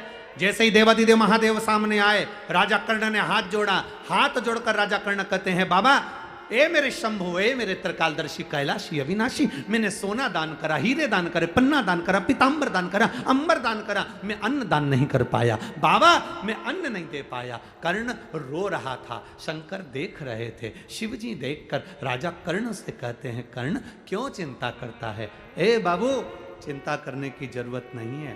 तेरी धर्म पत्नी ने तेरे शव के पास एक बेलपत्र रख दी थी, वो बेलपत्र का फल ये होगा। चित्रगुप्त महाराज अभी तक इसके प्राण या इसका शरीर समाप्त नहीं हुआ है। एक काम करो, 16 दिन के लिए इसके शरीर को किसी दूसरे का रूप धारण कराकर मृत्यु लोक में भेज दीजिए। वो बेलपत्र का फल ये था, एक बेलपत्र का पुण्य ये था। राजा कर्ण का शरीर वापिस जीवित करा गया। एक शरीर तो पड़ा रहा कर्ण का, और कर्ण दूसरा शरीर धारण कर कर संत ब्राह्मण वृंद जन, गरीब जन, दीन जन सबको भोजन कराते रहे। भोजन कराते कराते कराते कराते लाखों लोगों को कर्ण ने भोजन कराया। देव अधिदेव महादेव देखकर मुस्कुरा रहे थे कि कर्ण भोजन कराते कराते तिलक लगा रहे थे, और तिलक लगाकर गिन रहे थे। एक ब्राह्मण को भोजन कराया, 2 ब्राह्मण को भोजन कराया, 3 ब्राह्मण को भोजन कराया, 4 ब्राह्मण को भोजन कराया, 5 ब्राह्मण को भोजन कराया, 5 संतों को भोजन कराया, 5 गरीब दीन को भोजन कराया। देव अधिदेव महादेव ने डमरू का नाद करा। डमरू का नाद कर कर बाबा जी ने कहा, अरे कर्ण अगर तिलक लगाएगा तो एक ब्राह्मण की गिनती में केवल एक ब्राह्मण आएगा। श्राद्ध पक्ष के अंदर अगर तू ब्राह्मण को भोजन करा रहा है तो तिलक लगाने की जरूरत नहीं, तो एक ब्राह्मण को भोजन कराएगा और बिना तिलक के दक्षिणा देगा तो 1000 ब्राह्मण का फल प्राप्त कर लेगा। कितना सुंदर कहा। डाक तिथि पर भोजन कराओ तो तिलक कर कर दक्षिणा दो, पर अगर 16 श्राद्ध में मान लो चतुर्थी का श्राद्ध है, पंचमी का श्राद्ध है, द्वितीया का श्राद्ध है, तृतीया का श्राद्ध है, सप्तमी का श्राद्ध है, अष्टमी का श्राद्ध है, ब्राह्मण को बुलाया, साधु जन को बुलाया, गुरुजन को बुलाया, किसी को भोजन करने बुलाया, आपने दक्षिणा दी पर तिलक नहीं लगाया, तो ये मान लो पंचमी का श्राद्ध। पंचमी को तुमने कहा कि हमारे दादाजी शांत हुए थे, तुमको नहीं मालूम कि पंचमी पे और कोई भी गया होगा, तुम्हें उसका स्मरण नहीं है। जो जो पंचमी पर गए हैं वो सब तुम्हारे दरवाजे पर आकर खड़े होते हैं। अगर हमने दादाजी के निमित्त से तिलक लगा दिया तो केवल दादा को ही उसका भाग में प्राप्त होता है। अगर हमने तिलक नहीं लगाया तो पंचमी के दिन हमारे पूर्वजों में 71 पीढ़ी में कोई गया होगा पंचमी को, तो सबको उसका फल मिल जाता है, तो पितृदोष समाप्त हो जाता है। तिथि पर लगाओ। आप वैसे जिमा रहे हो 16 श्राद्ध के अलावा आप तिलक करो, दक्षिणा दो, मना ना। बाकी का श्राद्ध पक्ष में आप जितना बन सकता है उसको प्रेम से आनंद से करो सेवा, जितने प्रेम से कर सकते हो आप खूब भाव से सेवा करो। एक बेलपत्र का फल यह हुआ कि कर्ण का शरीर 16 दिन के लिए वापस दिया गया। 16 दिन राजा कर्ण ने भोजन कराया, खूब भोजन कराया, खूब अन्न का दान दिया। आखिरी में जब कर्ण के प्राण छूटे, अंतिम संस्कार की जब घड़ी आई, बेलपत्र का फल ये था कि राजा कर्ण का अंतिम संस्कार करने की जरूरत नहीं पड़ी। देव अधिदेव महादेव की दृष्टि पड़ी, राजा कर्ण का शरीर और उसकी आत्मा सूर्य देवता में विलीन हो गई। ये कर्ण का एक आनंद सुप्रिया कर्ण की पत्नी आंख में आंसू ढालकर देवाधिदेव महादेव के चरणों में पहुंची।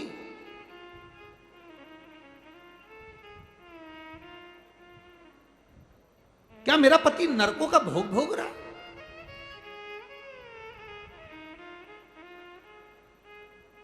क्या मेरा पति नरकों के भोग को भोग रहा? देव अधिदेव महादेव के मंदिर में जाते सी सुप्रिया ने शंकर जी के मंदिर में जब बुआरी लगाई, झाड़ू लगाई, पोछा लगाया और वहीं पर पड़ी रहती, वहीं पर स्मरण करती। शंकर के दरवाजे की चौखट की चाकरी देती क्या है? पत्रों में ये एक पत्र भेजा, देखो एक बच्चा का पत्र आया है, वर्षा कमल सिंह राजपूत, मोबाइल नंबर ये है, स्थान सूरत गुजरात से हैं।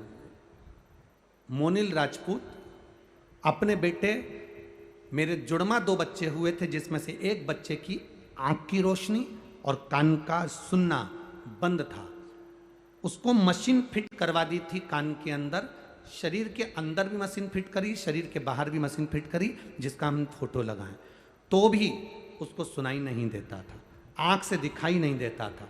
डॉक्टरों के हिसाब से तुम्हारा एक बेटा अच्छा रहेगा, दूसरा बेटा किसी काम का नहीं रहेगा। बड़ी दुखी होती थी, 8 साल का बेटा हो गया, बच्चे को दिखाई ना दे, सुनाई ना दे, करूं तो करूं क्या गुरुदेव। तब किसी ने कहा शिव जी के मंदिर में जाकर जल चढ़ाकर उस जल को ही कानों पर लगा दिया करो और उसकी आंखों में लगाया करो। डॉक्टरों ने 8 साल इलाज करा पर बच्चे की आंख और कान की आवाज वापिस नहीं आई। मशीन को कान के अंदर, मस्तिष्क को काट कर अंदर मशीन फिट करी, बाहर फिट करी, तो भी बच्चे को सुनाई नहीं दिया। तब आखिरी का साधन ले सकते हो, बटोर लो इसको जितना ले सकते। खाली न जाता कोई दर से तुम्हारे, मैं भी खड़ी हूँ नन्ही बाहें, अपने हृदय से लगा लो, लगा लो, गिरा जा रहा हूँ, उठा लो भोले अपने दर से, अब तो न टालो, गिरी जा रही हूँ, उठा लो। शिव कथा कर रही है। अब इनने कोई बेल तो बांधी नहीं, भभूति तो लगाई नहीं, नरियल मरियल तो कहीं बांध के आए नहीं, केवल शिव मंदिर में जाना है, एक लोटा जल दिखावे से नहीं विश्वास से चढ़ाना।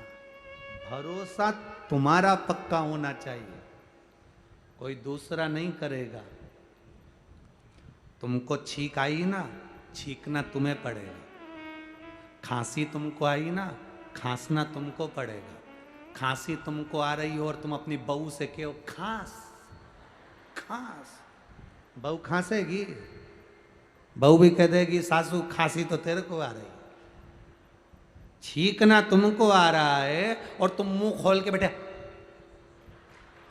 तू छींक, तू छींक, छींकना तुझको आ रहा है, छींक तो। खांसी तुमको आई है तो खांसना तुमको पड़ेगा। भूख तुमको लगी है तो भोजन बोलो जम के तुम्हें करना पड़ेगा। बुखार आया तो दवाई तुम्हें खाना पड़ेगी। पेट दुखा तो दवाई तुमको खाना पड़ेगी।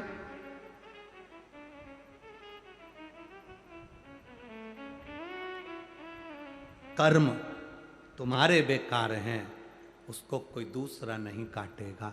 शंकर के मंदिर जाकर अपने कर्म को काटना तुमको पड़ेगा, कोई दूसरा नहीं काटना, कोई नहीं काटेगा। मत बुरे कर्म कर बंदे वरना पछताएगा, भगवान की आंखों से तू बच नहीं पाएगा, तू बच नहीं। अरे ओ अज्ञानी मत करना, अपने कर्म का भोग अपने को भोगना। सुप्रिया शंकर की आराधना में लगी रहती थी, शिव की स्तुति में।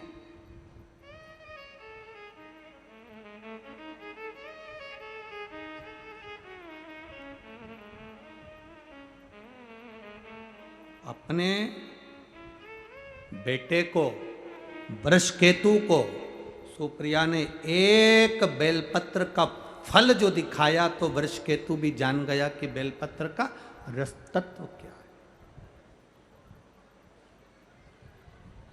देवपितर गोपितर का वर्णन शिव महापुराण की कथा कहती है। पितरों के जो स्वामी हैं वो आर्यमा स्वामी हैं।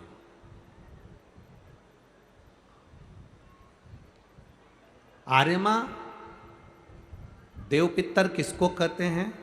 जैसे समाज में कोई अध्यक्ष हो जाता है, कोई उपाध्यक्ष हो जाता है, कोई सचिव हो जाता है, कोई मंत्री, कोई महामंत्री, कोई बन जाता है, ऐसे ही पितरों के जो देवता हैं वो आर्यमा हैं।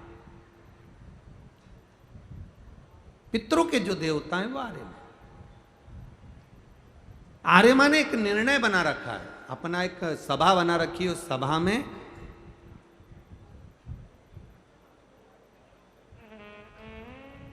जो जीव अच्छा कर्म कर कर जाता है उसको एक पद पर प्रतिष्ठित कर दिया जाता है, जिसको देव पितर कहते हैं। देव पितर का काम क्या है?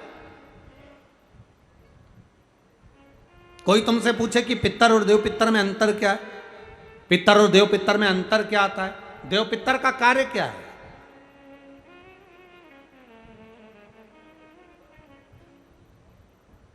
हम जब भी कोई पूजन करते हैं तो कहते पितृ देवता, बोलते कि नहीं बोलते? पर आज तक हम अब यह नहीं बोलते कि देव पितर का कार्य क्या, देव पितर क्या है। पितर देव नहीं, देव पितर का कार्य क्या है? देव पितर का एक कार्य है, परमात्मा जीव को गर्भ में धारण करा देता है, पर जो शरीर गर्भ के अंदर बच्चे का बनता है, बेटा बेटी का जो गर्भ के अंदर शरीर बनता है, वो देव पितर निर्मित करते हैं। उनका काम क्या है? देव पितर का सबसे बड़ा कार्य है कि गर्भ में जो बच्चा है उस गर्भित बच्चे को शरीर कैसा देना, उसके नेत्र ज्योति कम रखना है, श्रवण शक्ति कम रखना है, उसकी छाती में, उसके हृदय में, उसके दिल में छेद करना है, हड्डी को कमजोर करना है, पांव टेढ़ा करना है, हाथ टेढ़ा करना है, या उस शरीर को सही तरह से निर्मित करना। ये देव पितर का काम।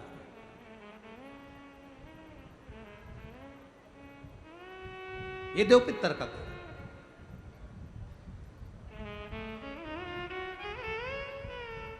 एक जैसे आप लोगों के स्मरण में होगा कि श्राद्ध पक्ष के अंदर चुटकी भर आटा दरवाजे की दोनों चौखट पर डाला जाता है।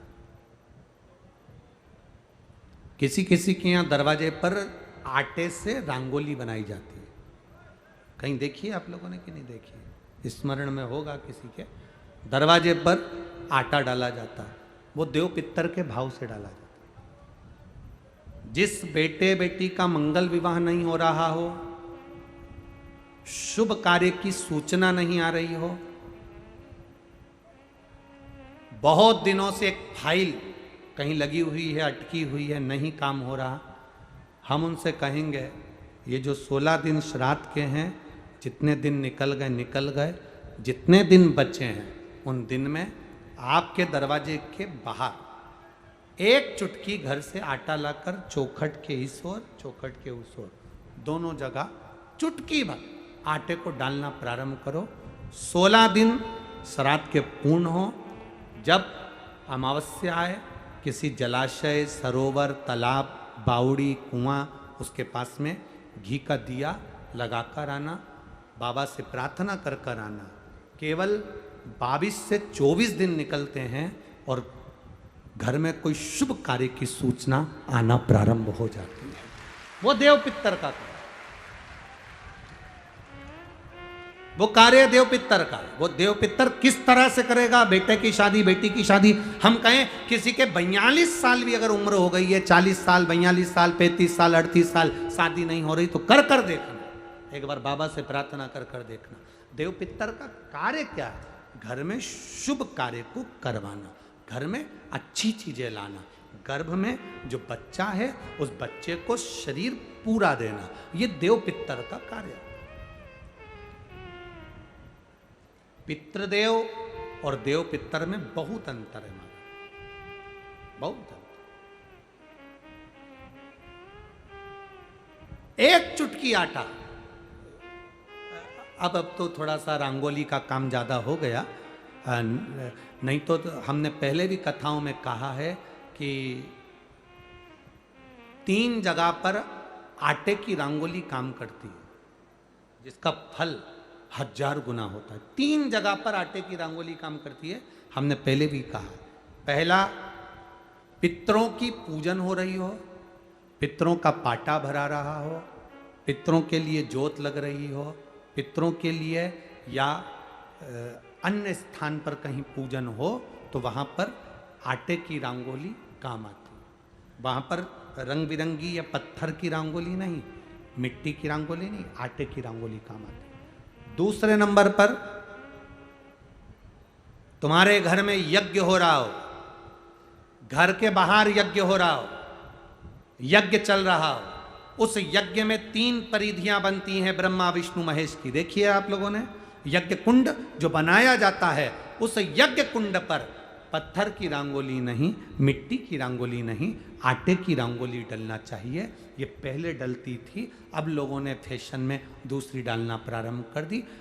आटे की रंगोली डली होती है जब हम सांकल्य छोड़ते हैं, अग्नि को जब हम सांकल्य देते हैं, तो जिस आटे की रंगोली उस पर बनी होती है, तो हमारी जो सांकल्य छोड़ी जाती है उसमें से एक अंश भाग हमारे पितरों के खाते में चला जाता है, जिससे पितरों की मुक्ति प्राप्त हो जाती है।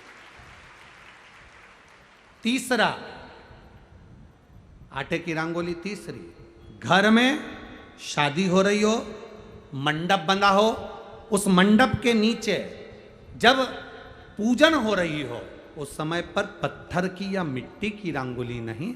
अगर पंडित पूजन करा रहे हैं या मंडप की पूजन हो रही है, जिसके नीचे लड़का लड़की की भांवर होगी, दूल्हा बैठेगा, दुल्हन बैठेगी, वहां मिट्टी की रंगोली या पत्थर की रंगोली नहीं, उस जगह पर आटे की, हल्दी की रंगोली डाली जाती है।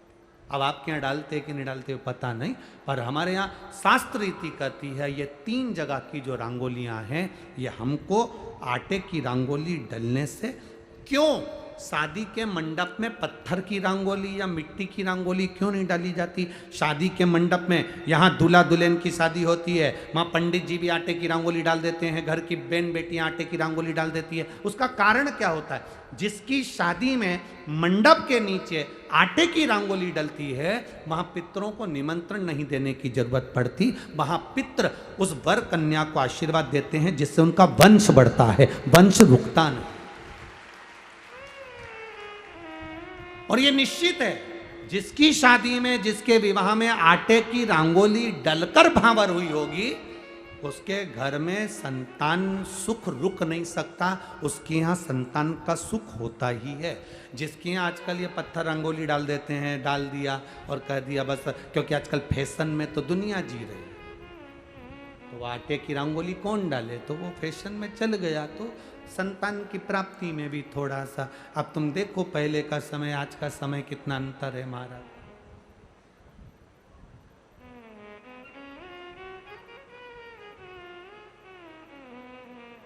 पहले के समय में संतान का सुख शादी के 1-2 साल में प्राप्त हो जाता था। आज के समय में संतान का सुख जब तक डॉक्टर के यहाँ दोनों जांच नहीं करा कर आ जाए, दिखा कर नहीं आ जाए, सब लोग कह रहे हैं डॉक्टर साहब जरा देखो संतान, डॉक्टर साहब बोले जांच करना पड़ेगी, बहू की भी जांच हुई, बेटे की भी जांच हुई, सब अच्छा है, उसके बाद भी संतान का सुख नहीं,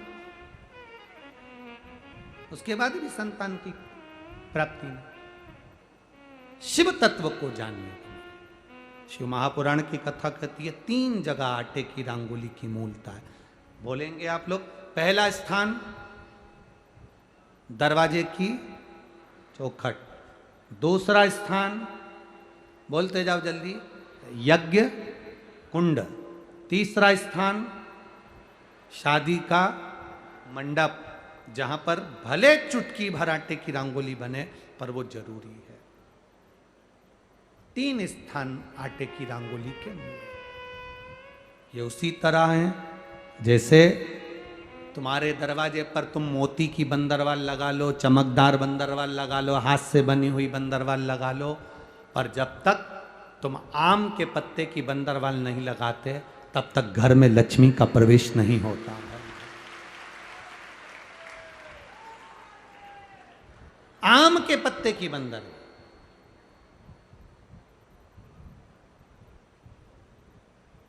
कहा गुरुजी आम के पत्ते की क्यों?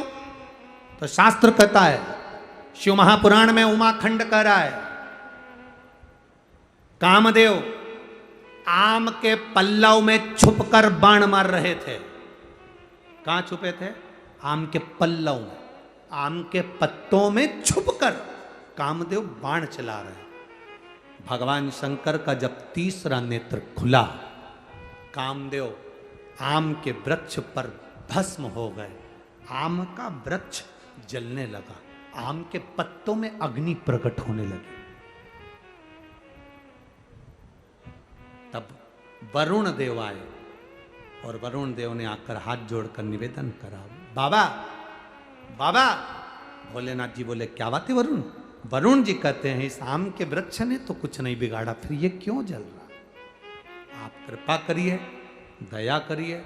शंकर भगवान ने वर प्रदान कर दिया, तूने मेरी दृष्टि का तेज ग्रहण करा है, मैं तुझे वर देता हूं। जिसके दरवाजे पर आम के पल्लव की बंदरवाल बंधती है, उसके घर में मेरी दृष्टि सदा पड़ी रहती है, वहां रोग व्याधि दुख नहीं आता। अब तो आम के पत्ते गायब हो गए और आम के पत्ते की जगह प्लास्टिक के आम के पत्ते बनकर आ गए, और लोगों ने उसी प्लास्टिक के आम के पत्ते की बंदरवाल बांध दी। महाराज, आम के पल्लव पर शंकर की दृष्टि पड़ी क्योंकि कामदेव जलकर भस्म हुआ था उसी आम के पल्लव पर बैठकर। आम के पल्लव पर बैठकर।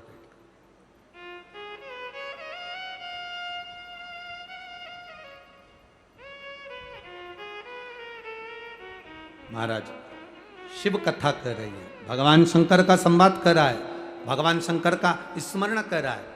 जब सुप्रिया ने अपने पुत्र से कहा, वृषकेतु से कहा कि शिव भक्ति से भगवान शंकर को 1 लोटा जल जब हम पितृपक्ष में भी समर्पित करते हैं तो हमारे पूर्वजों को वो जल प्राप्त होता है।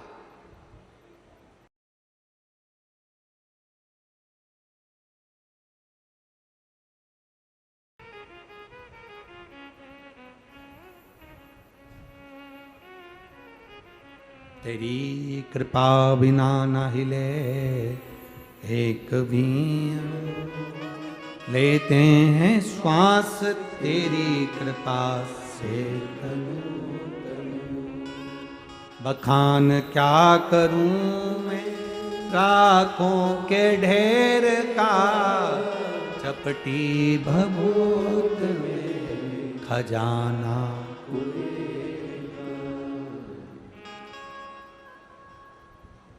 एक लोटे जल से पितरों की तृप्ति है।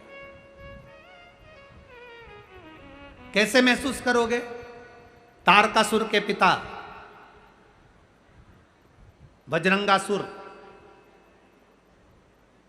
तारकासुर के पिता का नाम था बजरंगासुर। तारकासुर की मां बजरंगासुर की पत्नी वारंगी। जब बजरंगासुर मर गया, वारंगी वन में घूम रही थी, भ्रमण कर रही थी। और वारंगी जब वन में भ्रमण कर रही थी तो उसको ऐसा महसूस होता था कि कोई मेरे साथ चल रहा। वारंगी ने ये बात अपने पुत्र तारकासुर से कही कि मुझे ऐसा लगता है कि मेरे साथ कोई चलता है, मैं अकेली बेधव्य विधवा भ्रमण करती हूं और कोई मेरे साथ है। तारकासुर ने कहा, मां आप चिंता मत करो, अब की बार तुम वन में अगर विचरण करने के लिए जाओगी, वन में अगर घूमने के लिए जाओगी तो तुम्हारा पुत्र तारकासुर तुम्हारे साथ जाएगा। वारंगी ने कहा ठीक है। वारंगी वन में फिर विचरण करने घूमने के लिए गई तो वारंगी वन में एक वृक्ष के नीचे विश्राम की अवस्था में सो गई। स्वप्न में वारंगी को बजरंगासुर नजर आया और बहुत बहुत रो रहा है, बहुत मेरी गति में। शिव महापुराण की कथा कहती है पितरों के स्वप्न का वर्णन किया गया।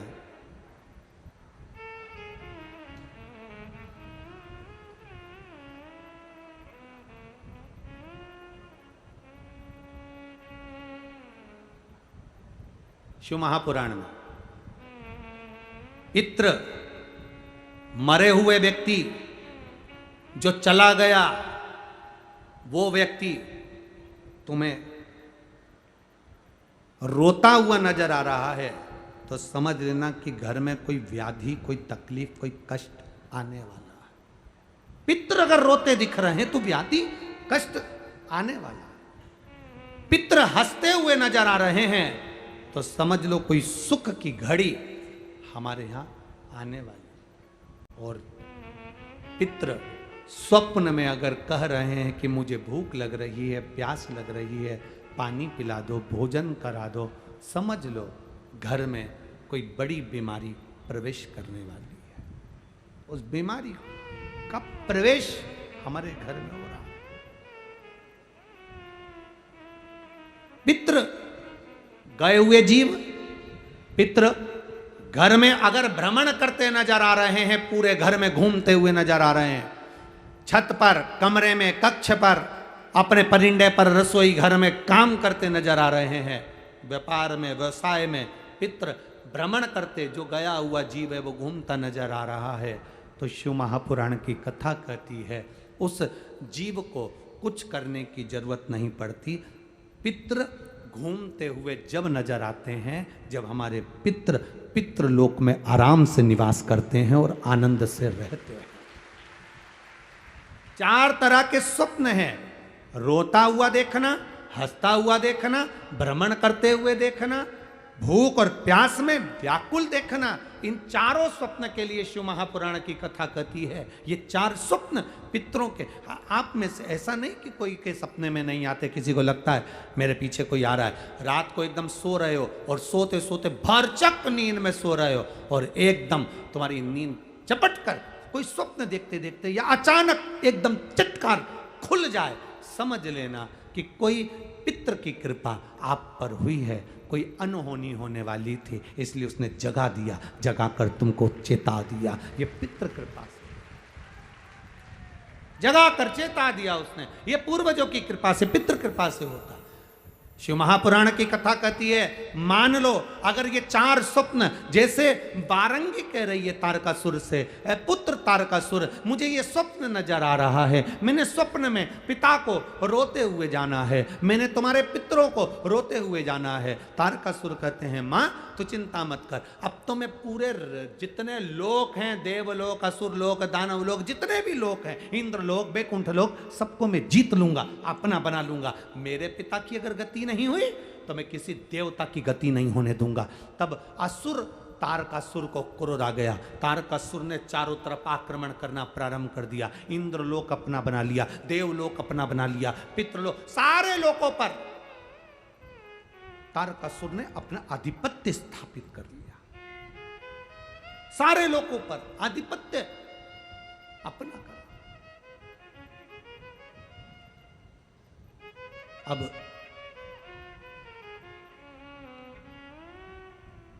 सभी लोक पर जब तारकासुर ने अपना आधिपत्य स्थापित कर लिया, तब आखिरी में तारकासुर एक ऋषिवर यज्ञ कर रहे थे। वारंगी के कहने पर तारकासुर उस ऋषि के पास चले गए।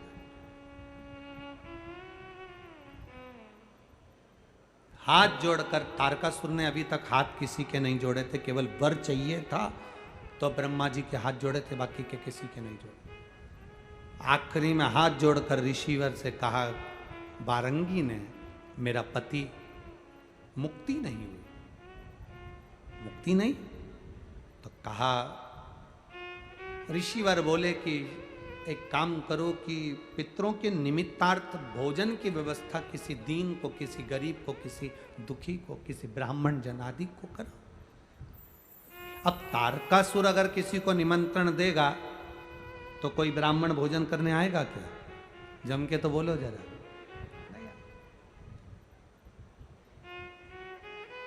कहीं का डाकू जैसा स्वभाव वाला व्यक्ति किसी को खाना खाने बुला ले, ए महाराज, कल हमारे दादाजी मर गए थे, उनका भोजन है, सीधी तरीके से आ जाना। अब पंडित जी तो आधे तो बेचारे ऊपर से नीचे तक गीले हो गए, क्या भोजन करने जाएं? जब डरा कर बुलाया जाए, ए महाराज, कल हमारे दादाजी मर गए थे, उनका भोजन है, तुम आ जाना सीधी तरीके से। और बोला भी ऐसा कि सीधी तरीके से आ जाना। अब घर पे जाकर पंडित जी को बुखार आ गया। पत्नी ने पूछा, हुआ क्या? क्या हुआ? उसने बुलाया है, एक तो बोलता गंदा, ऊपर से अगर जरा सी भी गलती हो जाए तो मारने काटने दौड़ता। पत्नी बोली, तुम चिंता मत करो। और कंजूस इतना कि 1 रुपया तो छाती से छूट जाए, दूसरे का उठा के लिया था। अब दुख इतना हो रहा है कि हम खाना खाने गए और हमारी धोती और कुर्ता भी ले लिया। तो पंडितायन ने कहा, तुम चिंता मत करो, तुम तो भोजन करने जाओ। चले जाऊं? हाँ।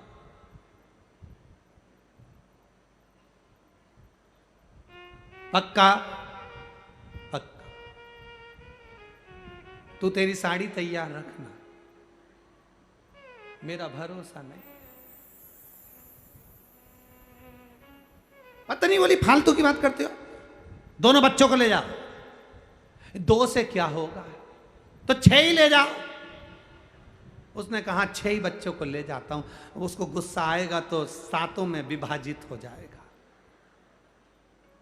6 बच्चे गए, पंडित जी गए, भोजन करा। वो जो स्वभाव का था गुस्से वाला कंजूसड़ा, वो तो कहीं गया था, पत्नी को बोल कर गया था कि भोजन करा देना और दक्षिणा दे देना। और सुनो, ज़्यादा तो पंडित जी खाएंगे नहीं क्योंकि मैं डरा के आया हूँ। पंडिताइन पत्नी ने कहा, तुम चिंता मत करो, मैं भोजन करा दूंगी। पंडित जी आए, पंडित जी ने भोजन करना प्रारंभ करा। पंडित जी बिल्कुल नहीं खाए क्योंकि उनको तो डर इतना था। पर बच्चों को क्या डर था, वो तो जितना घर में बना था सब निपटा गए। बच्चों को क्या डर था? दक्षिणा दी। पंडित जी ने पूछा, सेठ जी नहीं दिख रहे हैं? आते होंगे। पंडित जी ने सोचा वो आए उससे पहले अपन चले जाएं तो अच्छा है, नहीं तो ऊपर जाना पड़ सकता है। बच्चों ने इतना खाया है, बच्चे इतने समझदार थे, उन्होंने अपनी मम्मी के लिए भी पूरन पोली, मालपुआ, पूड़ी सब जेब में भर ली थी, ले गए। सेठ जी आ गए, बहुत गुस्सेला था। आते से पूछा, पंडित जी खा गए? हाँ। ला रोटी ला मेरे लिए। पत्नी बोली, कुछ नहीं बचा। कहां गया? वो पंडित तो कम खाता, मैं डरा के इतना आया था। उसने तो बेचारे ने डर के मारे पसीना बह रहा था, 2 रोटी खाई, पर उसके साथ में 6 आए थे, पूरा खा गए। इतने में पति तो उड़ देखा ना पूर, उठाई बंदूक, पंडित के घर दौड़ा। पति ने जाकर कहा पत्नी से, बहुत गंदा आदमी आता होगा। पत्नी बोली, तुम टेंशन मत लो, तुम तो खा के आ गए ना, पलंग पे सो, चद्दर ओढ़ो, बाकी के मैं निपट लूंगी, तुम सो। आते से उसने, पंडित पंडित, जो दरवाजा बजाया, पत्नी रोती हुई बाहर आई, आग लग जा, ना जाने मेरे पति को क्या खिलाया था, खा के मर गया, खाते से ही मर गया, तेरे यही से खा के आया था। और पत्नी ने उसके कपड़े पकड़े और उसको थाने ले जाने लगी। इतने में उसने तुरंत कहा, जी जी तेरे हाथ जोड़ो, जेब में से कमाई करके लाया था 50,000 रुपए, ये रख ले, किसी से मत कहना, फिर पाँव पड़ो तो किसी से मत कहना। इतने में पत्नी रोती हुई, चले जा मेरे घर से। उसने बंदूक जेब में रखी, चुपचाप अपने घर चले गया। पत्नी ने अपने पति से कहा, उठ जा, उठ जा, उठ। इसीलिए हमारे यहाँ नियम है, पंडित जी से पंडिताइन बहुत तेज होती है।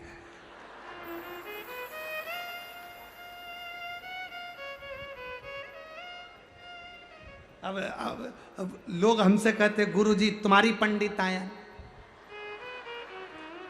तो हम कहे आके देखो, तुम भी पधारो, जानना। अब तारकासुर जैसा असुर अगर भोजन करने बुलाए, तारकासुर जैसा असुर अगर किसी को भोजन करने बुलाएगा तो कोई आएगा क्या? जरा बोलो तो जम के रे कोटा वालों, कोई पहुंचेगा? तारकासुर जैसा असुर अगर भोजन करने बुलाए तो कौन आए? ये तो बुलाने वाले के ऊपर निर्भर करता है कि कितने प्रेम से, करुणा से, वात्सल्य से, स्नेह से बुलाया जाए तो आए। अब तारकासुर अपनी माता के कहने पर, बारंगी के कहने पर के ब्राह्मण बुला भोजन कर, अब जिसको निमंत्रण दे वो गायब हो जाए भोजन करने। तारकासुर के यहाँ कौन आए? ना संत, ना साधु, ना गुरुजन, कोई ब्राह्मण जन, कोई भोजन करने नहीं। कौन भोजन करे? अब तारकासुर करे तो करे क्या? और पितरों के निमित्त, देवताओं के निमित्त भोजन कराना जरूरी है। अपने पिता बजरंगासुर के लिए भोजन कराना जरूरी है और उसको पितृलोक में स्थान दिलाना जरूरी है। तो करे तो करे क्या? कोई भोजन करने आए? महाराज बड़ा कठिन। शिव महापुराण की कथा में अपन सुनेंगे, बजरंगासुर के उस भोजन का क्रम भी श्रवण करेंगे। इधर चरित्र आता है, बिंदुक नाम का ब्राह्मण भी जैसे जल में डूब कर मर जाता है तो उसकी गति नहीं होती, तो उसकी पत्नी चंचुला देवी कथा श्रवण कर अपने पति को मोक्ष प्रदान कर देती है। चंचुला मुक्ति दे देती। अब